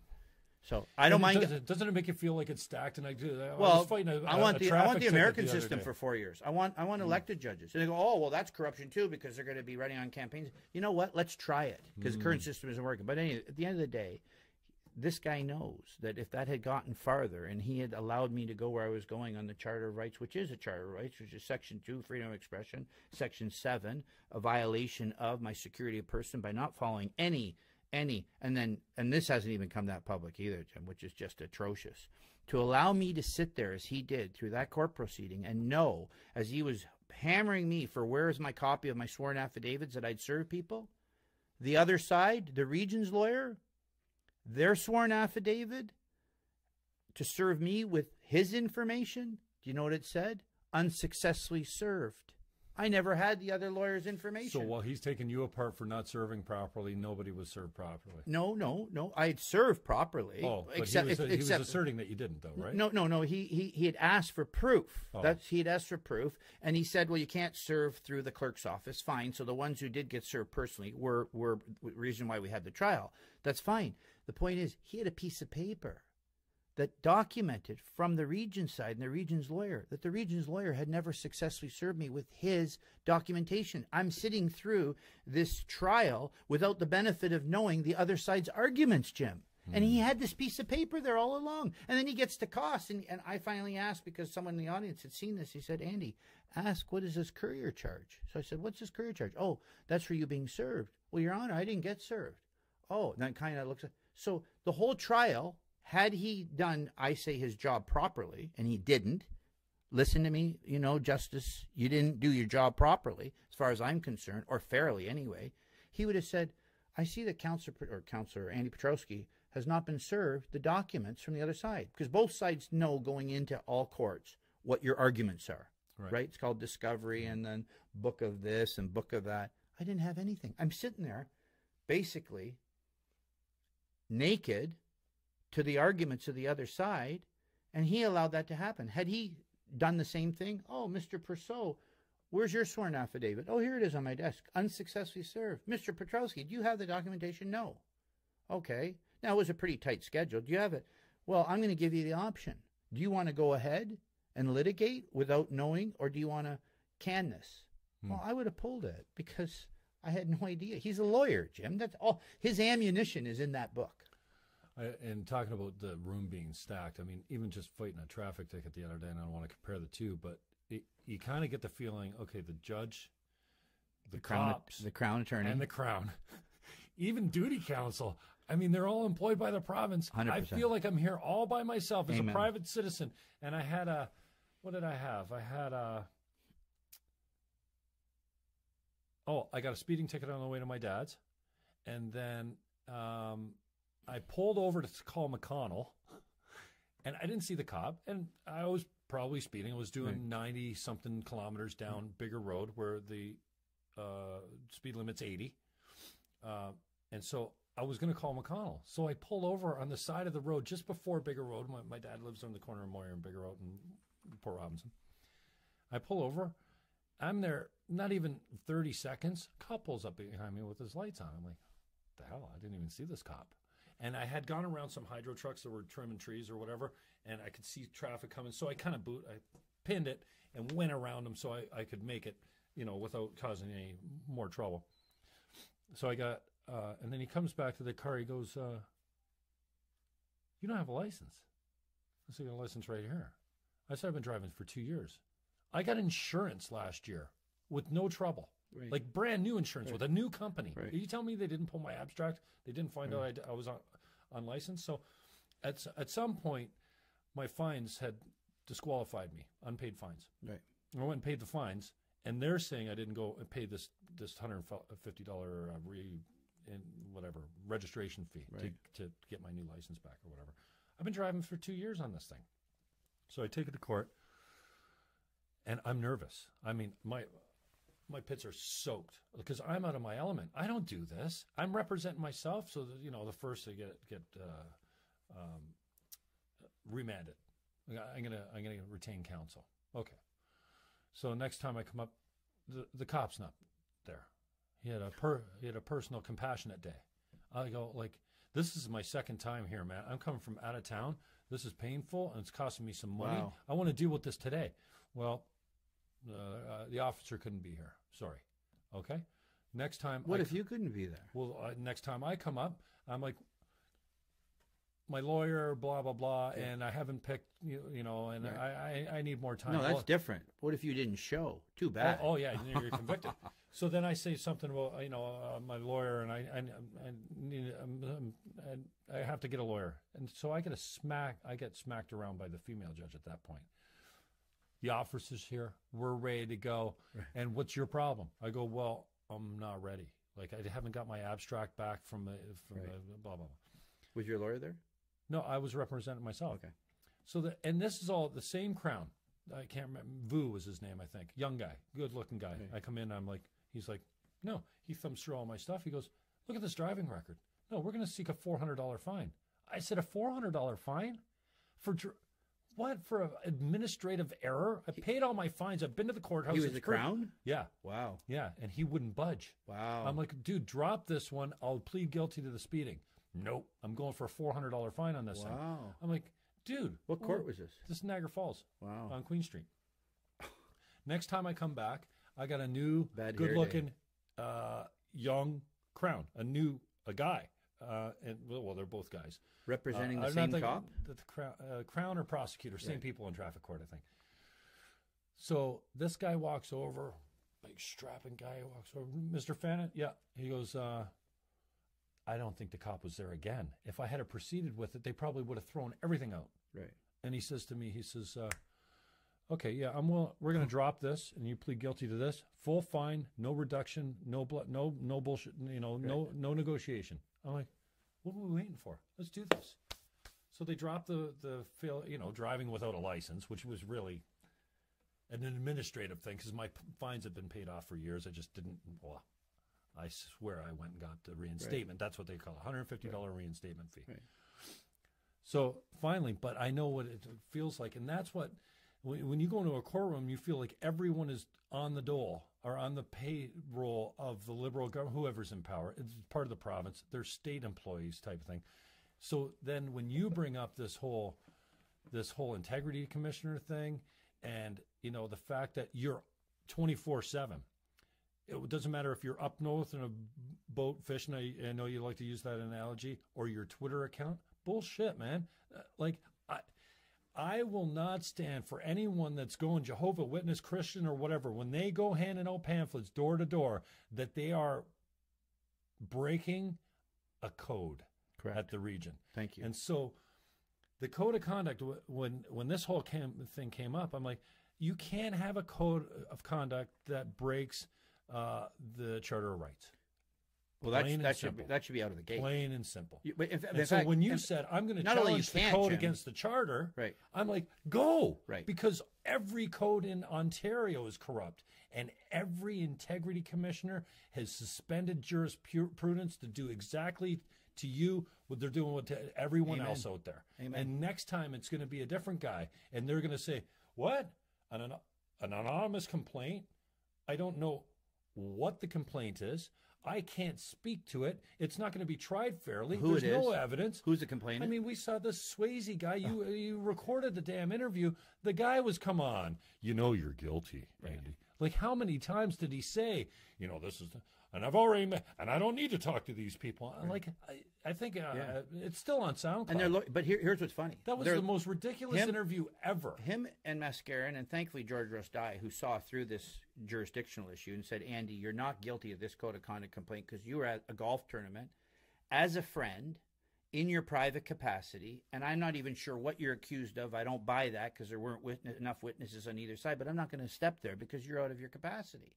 So I was out of my capacity on Twitter. I'm out of my capacity at the Pelham Town Council. And Sandy's out of capacity driving to 1010 to do the weekly talk show with, what's his name? I was out of capacity. And at the same time, some of the hypocritical members of council saying, but you're in capacity when we're going to assess your expenses. So you can't have it both ways. And the way to get around all this is to, I would say, coming back full circle to the governance thing, is take a look at how we govern ourselves. Let's have get rid of the mayors on council. Get rid of the mayors on council. Have full-time councillors, whether it's still the same 18. You don't need to replace the other 12, Jim, because it's not like you're going to miss them. Who cares? But rep by pop. I don't even think you need councillors by the municipality. Get rid of the parochialism. Cut the region up into 8 wards, north-south line, and then 8 wards or 12, whatever you want. I'm fine with the nonsense. You want to add more in so it's not centralized, but have it rep by pop. 3 councillors for every ward. So 3 times 8. Doesn't the parochialism come in with the wards, though? Well, I guess, but you can't make it too prohibitive to run. So, right. but everyone can. But Jim, but the wards can touch other municipalities. So at least you're part of St. Catharines. Let's say if you're on the west side or east side, you're St. Catharines, Niagara, and the Lake, and and the south or north part of Niagara Falls. But anyway, the current system isn't working. It's yeah, not. and Jim, you and I aren't going to come up with the perfect but Jim, system it's not while we're working. sitting It's here, not but working. I think you're right as far as getting the mayors off there, because that is a total my backyard. They're there for nothing but their backyard. Well, they're there. Listen, they get reelected by what they do for the city. So what are they doing at the region that I wouldn't do if I wasn't a mayor? Get for my city. Get for the city. Yeah. And when you get for the city out of the region's tax pocket, it's still the same taxpayer. Still comes out of my dad's pocket. My dad's now, of course, because it still comes out of our parents' taxes and our taxes, okay? But it comes off the budget at the region. So the mayors have their own city budgets. Well, they don't want to see the St. Catharines budget go from 100 to 110. If the mayor, God bless him, can get a $10 million project from the region, Jim, spread out across the region, right? He's still getting the project done, but it's not affecting his budget. So isn't that funny? The taxes at the region, this is true. The taxes at the region, don't tell them this. So don't make sure they don't listen to this part. They could bust the taxes up at the region 10% more, like on 350 million, and add 50 million. Use that entire 50 million, Jim, for their city's benefits, right? All those mayors can go together, and besides, they do go together. They have mayors' meetings, Jim. We don't have 18. If we had 18, we'd already be quorum, right? Because 30 councillors, half of 30 is 15. We'd be at quorum if we had 18. They're at 12. They're three away from They're three away, and the ombudsman's saying that's okay. But they can still have meetings, Jim, that discuss specifically how they're going to vote about regional issues. And that's not considered a meeting outside of council. And it's you scratch my back, I scratch yours. So well, I'm sure. we saw that with the airports, right? The airports is the best example. Oh, yeah. Yeah, that blackmail that we had to take that grass patch up there in Pelham that Mayor Augustine gets up when I say grass patch. Well, that's what it is. There's not one municipality at upper tier in Ontario, or probably the universe, that owns something that kind of, let's just say, grass patch. You know, it is. No, but nobody owns such a small airport like that at the upper tier level. Even, Jim, I don't want to take over this one. I don't want to take over this one. Let the cities run it. Let it go broke, and let the private sector. Who's on it now? Is this Niagara Falls, Niagara Lake, and St. Catharines? Yeah, and Thorold opted out because they don't want to pay the head tax. So St. Catharines, Niagara Falls, Niagara Lake. Correct, and they can't afford it, so they're trying to dump it on the region, get the region to pay for it. So the South mayors say, "Well, we don't want to participate in that unless you take our millstone around our neck called Pelham Airport, or whatever it's called, the Dorothy Stratton Airport, or whomever. I'm sorry, I don't remember because it's really not something that... The grass patch. Right. And you take ours. That's an example. You take ours, we'll take yours, and then we'll sink millions into it. And the plan is sink millions in from the region taxpayer, upgrade it, and then nothing will happen, because I can't believe that airline going back and forth to Toronto is financially very viable. There's a plane service there. We never hear about that. Right. By the way, if it disappeared, we'll never have anyone come forward and say, "Oh, by the way, I take that 3 times a week." Pardon me? Well, you're not going to have everyone stand up and say it. That's what. No, but if it disappeared, I don't know if it has. So if you're still in business, God bless you, because nothing seems to work across the lake: ferries, planes, whatever, hydrofoils. The point is this: it's dump money in, and of course all the local contractors. Sorry, I shouldn't say local. The contractors will benefit very handsomely from all the upgrades. Good, make work projects for all of them and their employees on the taxpayers' back. And then nothing will work because we'll just have beautiful, empty plazas of airports. And then what are we going to do? Sell it to somebody maybe for $1. What's Collingwood doing right now? The Clearview Airport? They want to get rid of it. They've admitted we can't take care of it. It's on the market. Just put this airport, if these mayors really can't afford it, and I can see they can't afford it. It's not viable. There's not enough traffic. Well, they can't sell it either. So they want to find a sucker like the region to buy it. No, but then sell it to somebody for $1. Give the private sector a chance to make something with it. To get out of the business. To get out of the business. And there's money in the fuel. There's money in the hangars. Maybe somebody can minimally, Jim, keep the pulse going through that. Like, you won't be closing it. Maybe somebody can run it, at least run it with a bottom line perspective. If the region takes it over, it's going to become a money pit. And it already was, because before I got there in 2010, the region put 3 or 4 of 12 million into that, of a 1/3, 1/3, 1/3. The 4 cities, or the 3 cities, Jim, didn't even put up the 4 million in the, when I say 1/3, 1/3, 1/3, I mean the feds 1/3, province 1/3, And the cities come to the region in 2008, 6 to 10 and go, will you replace us as the third? The region paid a third for an airport. They have absolutely no, you talk about governance? Where was the governance connection between the region and that airport? Those 4 municipalities. Where was it, Jim? Didn't exist.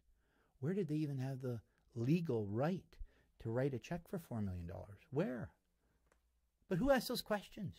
So I'm against it because I think I'm not against an airport if it can be financially viable. I'm not against anything. Hey, if we can somehow wave a magic wand and Niagara becomes a place the entire world wants to descend to and visit and everything else, Niagara Falls and wine country, I'm all for that. But Jim, I'll tell you something. I don't trust what the people who want to do this really want to achieve, and I darn well know it's going to cost millions and millions and millions of dollars. And I say openly, I don't trust. And then I'll have other councillors go, does that mean you don't trust me?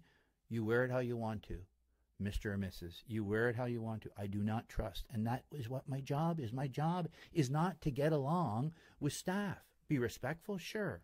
But I'm allowed to challenge and I'm allowed to debate. They can't stand it. It's like, why are you browbeating staff? As soon as you ask a question, why are the tanks leaking in Niagara on the Lake? Brand new sewage treatment plant, which we haven't taken over yet. I'm browbeating. So how do we deal with the browbeater, Jim? Throw a code of conduct complaint in against it. But that's the game. Well, yeah, but I guess everyone can play that game, right? No, we don't play it. Well, the town of Pelham launched but you know what, Jim, the right doesn't. If we want to talk right, left, the right doesn't. Name me, Councillor Heighton, Councillor Edgar had complaints against them, dismissed. That was a private citizen, wasn't with internally, because we found out that Councillor Augustine got up and said, I will name who one of the code of conduct complainants is against Mr. Petrowski or Councillor Petrowski, and revealed it was the town of Pelham. Which isn't a legitimate person. Yeah, you have to be a person. Well, no, they would argue a corporation. The corporation in the town of Pelham is a person. Nonsense. Hey, if it means attacking, the left will make it work, and they did, and they got away with it, and it was atrocious what they got away with this code of conduct fiasco, and it'll be atrocious again now that they're doing it under review. Although I have to say this, also newsflash, I've heard that the current integrity commissioner, which is now the full-time one, because Mascarin was part-time. Right. I have heard they looked back and saw how Mascarin did their work. I've heard, and I don't care who asked me because I'm not telling you. I've heard that they weren't impressed, and I'm being very polite. It was a complete fiasco. It was a complete corrupt process. The notion that anybody could get away with that integrity commissioner. But even worse too, Jim, is what your elected officials supported by ratifying the recommendations in that code of conduct complaint, because they should have all been thrown out. Number one, under charter, freedom of expression, whether it's good expression or not, or as some radio people say, but it's not consequence-free freedom of speech. But anyway, I don't think anyone expects their free speech to be consequence-free. I don't either, but the only consequence, if it's not illegal. Jim, did I break any laws? Did my tweets break a law? Yes or no? No. Did my calling the mayor at town of Pelham disruptive break the law? I got to agree with you on that. But Jim, if you don't break the law, then why do you have a code of conduct? So you don't need a code. You have a code to punish people politically. Bart May said it once. He said it many times. How do you decide what's disrespectful or what's Amen. Unbecoming of a councillor? But I will tell you how. I'll tell you how. Foul language? I'll tell you how, Jim. You can have a complaint process, and you can say, I'm complaining, and I want an apology, and then the councillor has the right to say yes or no. And that can be public in the paper, and that can be shaming on its own. And it should end there, because it's lawful. But guess what that accomplishes? Especially if the standard pumping for a guy like one reporter, not a reporter, hack journalist, columnist, coming after me, religious persecution, I'm going to keep getting that out. You do have a final outcome. You know what the outcome's called? The ballot box. There's your consequence-free freedom of speech. If people don't like what I said, and it should get publicized. There's no problem with it getting publicized. But my tweets have been on there like for 6-9 months, and then all of a sudden, do you know the notion of passing a motion to say we want to hire an integrity commissioner? And you know what they did the same night in December last year?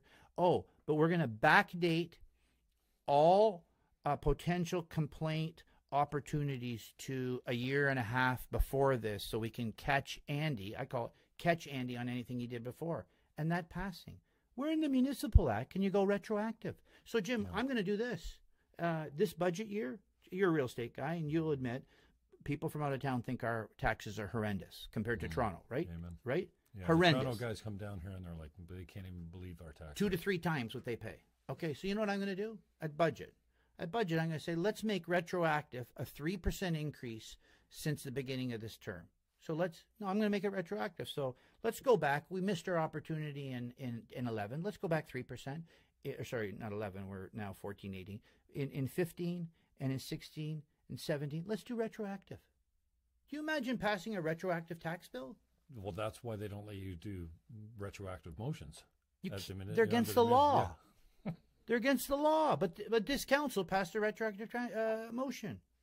And they know it. They know it. But, hey, if I stood up, so hang on. You know what, Jim, hang on. I want to finish. You might be giving up too much credit by saying they know it because they don't know the Municipal Act that well. No, There's probably a handful of those councillors. There are a few that do. The Mayor Pelham certainly probably knows. And here's the thing, though. With the code of conduct attack on my freedom of speech and these illegal motions, they want me to spend my money to uphold the law. Wrong. I shouldn't have to uphold the charter. If they don't like what I say, they should codify in the code, Jim. Andy, councillors can't say this word, this word, this word, this word. Right now, and you read Mascaren's code of conduct, he says, and he should acknowledge on his Twitter that it's not appropriate for this type or it's just for this type of language. What type? What? Well, by breaking the law, am I engaging in hate speech? No, but why not give me the list of 4,500 words I can't use? Can't use words like scaly. Can't use words like plastic. No, but honestly, Jim, the point is this. In the States, the politicians don't have to go in front of a court system and cost taxpayers money to uphold the charter on behalf of, it's not just me. By going in front of the court system, challenging this legally, getting legal advice that, by the way, to take the council now to court would probably cost 2 to 3 times that, right? But that would be a benefit to all the public for 2 reasons. Number one, you get rid of this illegal notion that you don't have the right to disagree. Because at the end of the day, Jim, freedom of speech, when it's legal and it's not inciting hatred or violence, right? That's illegal. Right. You and I can disagree, we do all day long. But what's that old saying from Voltaire? I may disagree with what you say, but not your right to say it. Yeah, defend your right to say it. Okay, that's all right. So at the end of the day, we have to fight for that, because if we don't, we have nothing. And we can say, and I'm glorifying it, but I had a father and an uncle who served in the war. People fought way before us for these liberties and these rights. Okay, they did. They did. Now we're glossing this over because of political correctness. So number one, we have to fight for that. But the second thing is, who wants to run, Jim? You had a political. Who wants to run with the threat that Nimrod can just file a complaint against you at any time? Correct, and you will never know what you can. But you can't. You will never know what conduct you're entitled to until the Council of the Day says through their integrity commissioner, cough cough, what you can and can't say. In the States, when a politician, when Jim Fannon, Councillor, any Petrowski Councillor says something, and someone thinks you broke the First Amendment, same thing, First Amendment, freedom of speech, okay? Like our charter, Section 2, freedom of speech. In the States, you take Andy to court to say he violated the First Amendment. It's not for Andy to go to court to say, uphold my First Amendment, my charter.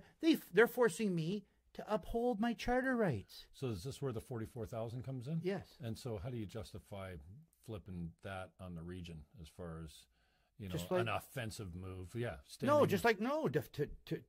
understand what my legal options are to fight this. And at the end of the day, Jim, to fight it, and I said, it's going to take, So I, now with this new expense policy, and Bart May's fought to leave it in, They've said, no, you can't have legal expenses. So anybody can attack Andy, even frivolously. And I would say those complaints, we're not talking about right or wrong language. I apologize for wrong, but they weren't illegal. I didn't break any laws. So anyone who attacks Andy, who has stayed within the law but has broken a subjective code of conduct, has no legal recourse, has no legal costs, has no legal defense. You're on your own. And let me tell you something, Jim, because I tried to defend myself, and I did successfully last term. It's hours and hours and hours of putting together your case against a frivolous, malicious, political code of conduct complaint, completely grounded in a hit job and a witch hunt. So Andy, part-time Andy, making his $25,000 a year as a regional councillor, because I'm exposing all these deeds at the end of the day, or challenging staff, and some councillors don't like it and are using asking questions. Just asking questions.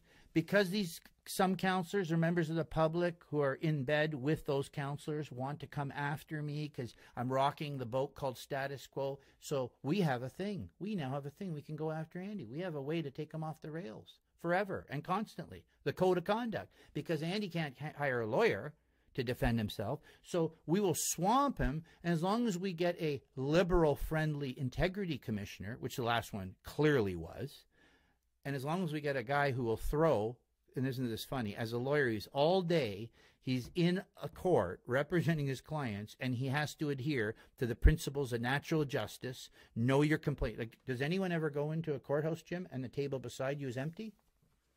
The defendant or the plaintiff? You always know? Do you see your plaintiff? Yep. Does the judge say, this is what you're charged of, Mr. Fannon?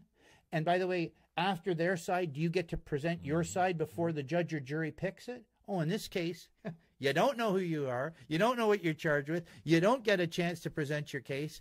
And by the way, Andy, and other councillors and other Jim Fannons who may want to run in Niagara, you're on your own now. So how's this going to change then with the new integrity commissioner, with the so-called new code of conduct? How's anything? Well, there's a bunch of councillors. No, they're fighting hard. Some of them, Tony Quirk and I think Councillor Valpatti brought forward a motion to try to capture this term of official capacity. That, yes, Jim, I agree. When I'm there at council, or when I'm doing region business at the region, or I'm representing the region out in the field, which, by the way, is exactly how Brock structures their student code of conduct. Go and look at it. It's online. It says you are a student when you're on campus, period. Right, okay. When you're on campus. Or an official capacity. Or an official capacity officer. So if you're on campus. Which is pretty clear. I'm here representing Brock. I'm here representing the region. And I guess that means if you're at that bar at the back, what was there a bar used to be called? Isaacs. At Isaacs. There was one actually on the edge there. It was the escarpment when I was a little kid, because we used to climb up the escarpment, hear the rock and roll and everything. But anyway, that means you're on property, you're on official capacity, right? You're under our rules. Makes sense? Sure. Makes sense. Okay. Even after hours. I mean, hey, you're in the cafeteria. We expect you to behave according to the code of conduct of students here. Like, don't throw your pudding cup at somebody or whatever. But the region, because they can get away with it, and because there's liberals in the media even, I hear on the radio going, I think they're on the clock 24/7. Ridiculous. Nonsense. And if they are, then pay me to be on the clock 24/7. My dad was a doctor. He wasn't on the clock 24/7. Is there no precedent that's ever been set on this before? Like, no, this is capacity. No, this is not. There are codes of conduct in the province that specify capacity, and I think Councillor Quirk and Councillor Valpatti pointed to it, so they do. But cowardly Liberal government, Kathleen Wynne and company, when they just did the amendments, Jim, to the Municipal Act. Didn't touch anything like that. No. You can have a code of conduct in Belleville and a code of conduct in Atikokan, and one can make you accountable 24/7. The other can make you accountable just when you're in the councillor chamber, for that matter, at two extremes. She has allowed the code of conduct to be... Jim, it's a Wild West. So what should have happened? Simple. One code of conduct. One code of conduct across the province. 3 integrity commissioners Amen. employed by the province Amen. that come in, and Amen. then won't they be employed by the Wynne or the ruling government of the day too? Apparently, but at least you have, I have some faith in the appeal court system. The appeal, take it out of the local judges here, which are all reading the newspapers. They're all reading the papers. When the decision comes down, you have recourse to appeal it. And then you have recourse to appeal it. You can take it higher. And by the way, if you take it higher, you should have an opportunity to have your costs paid for. And you know what? It sucks that maybe the taxpayer has to. But Jim, cops here in Niagara, who are accused of confused of all sorts of things, suspended with pay, and who pays for the legal fees? Us. We do. Mm-hmm. And even when they get found guilty, who gets paid with the legal fees at the end? And when they go back to their job, who pays for their compensation? Why are they much different? Why? Well, because, they're public servants, they're employees or whatever. Fine. Who's going to say no to the cops? Pardon me? Who's going to say no to the cops? No, the firemen have the same. Same, Jim, for any public sector worker at the region. $100 million. Is that what is that our 140? Okay. St. Catharines portion of the NRP budget, it's $100 million. Is no, that right? St. Catharines total municipal budget's about I'm suggesting it probably pushing 110, so it's at 100-ish. And of the 100, 1/3, 30 million, 35 million goes to the police, and another 25 million, get this, half to fire. 25 and 35? No. It's 60%. 60% of the budget is for two professions. Important professions. And then throw on ambulance. When's the last time we had a fire? Don't go there with me, Jim. These guys are paying $100,000 a year to shine trucks and sleep on their backs. No offense to the firemen, but seriously. You're talking about night shift. We can't we go back to the volunteer fireman days? Well, there's still communities around Canada that have volunteer firemen, don't they? Communities right here in Niagara. Ask Mayor Bob Bentley what would happen to his budget if he had to pull his 95 to 100% volunteer fire department and replace them with union or Welland. Jim, they'd go broke tomorrow. They have volunteer fire departments. Now, I'm not weighing in right, wrong, volunteer or not, but the thing is this: how do you have two sets of rules? How come volunteer firefighters is okay in Welland and Grimsby? Grimsby, come on. Let's say this: built out to the urban boundary, houses everywhere. They are I would suggest a developed and mature urban community today, right? Mm-hmm. They're not the old, we're kind of in the same time era when we were here. They're not the old rural Grimsby anymore, right? They have the escarpment. They are a mature and developed urban. They have an almost all volunteer fire department. So they're running, Jim, a budget without the cost that St. Catharines covers of a basically 25% of their budget. So if you take, I don't know what Grimsby's budget is, but let's say Grimsby's budget is 30-40 million. And they're paying some volunteer, they pay stipends and all that. You throw on fire, it jumps to $55-60 million, and they know that. Fire, like full time, all shifts, 24 hours. So I guess, firemen are 24 hours. Maybe that's why councillors are 24 hours. Let's leave on that note for now. All right. Thanks for your time, brother. Thank you. Appreciate it. I don't know if we solved anything today, but it's always good to talk to somebody that doesn't. Well, I'm sure we've given the press a lot of food for fodder. Yeah. Like I said, my little byline, just because I'm being interviewed and Jim sharing his opinions doesn't mean I automatically agree with the opinions of this guest and the sponsors are not necessarily, although they may be, the opinions of the sponsors and guests. But they're all apparently fair game for the next code of conduct volley. Yeah. Right. Amen. So. All right, brother. Thank you, Jim.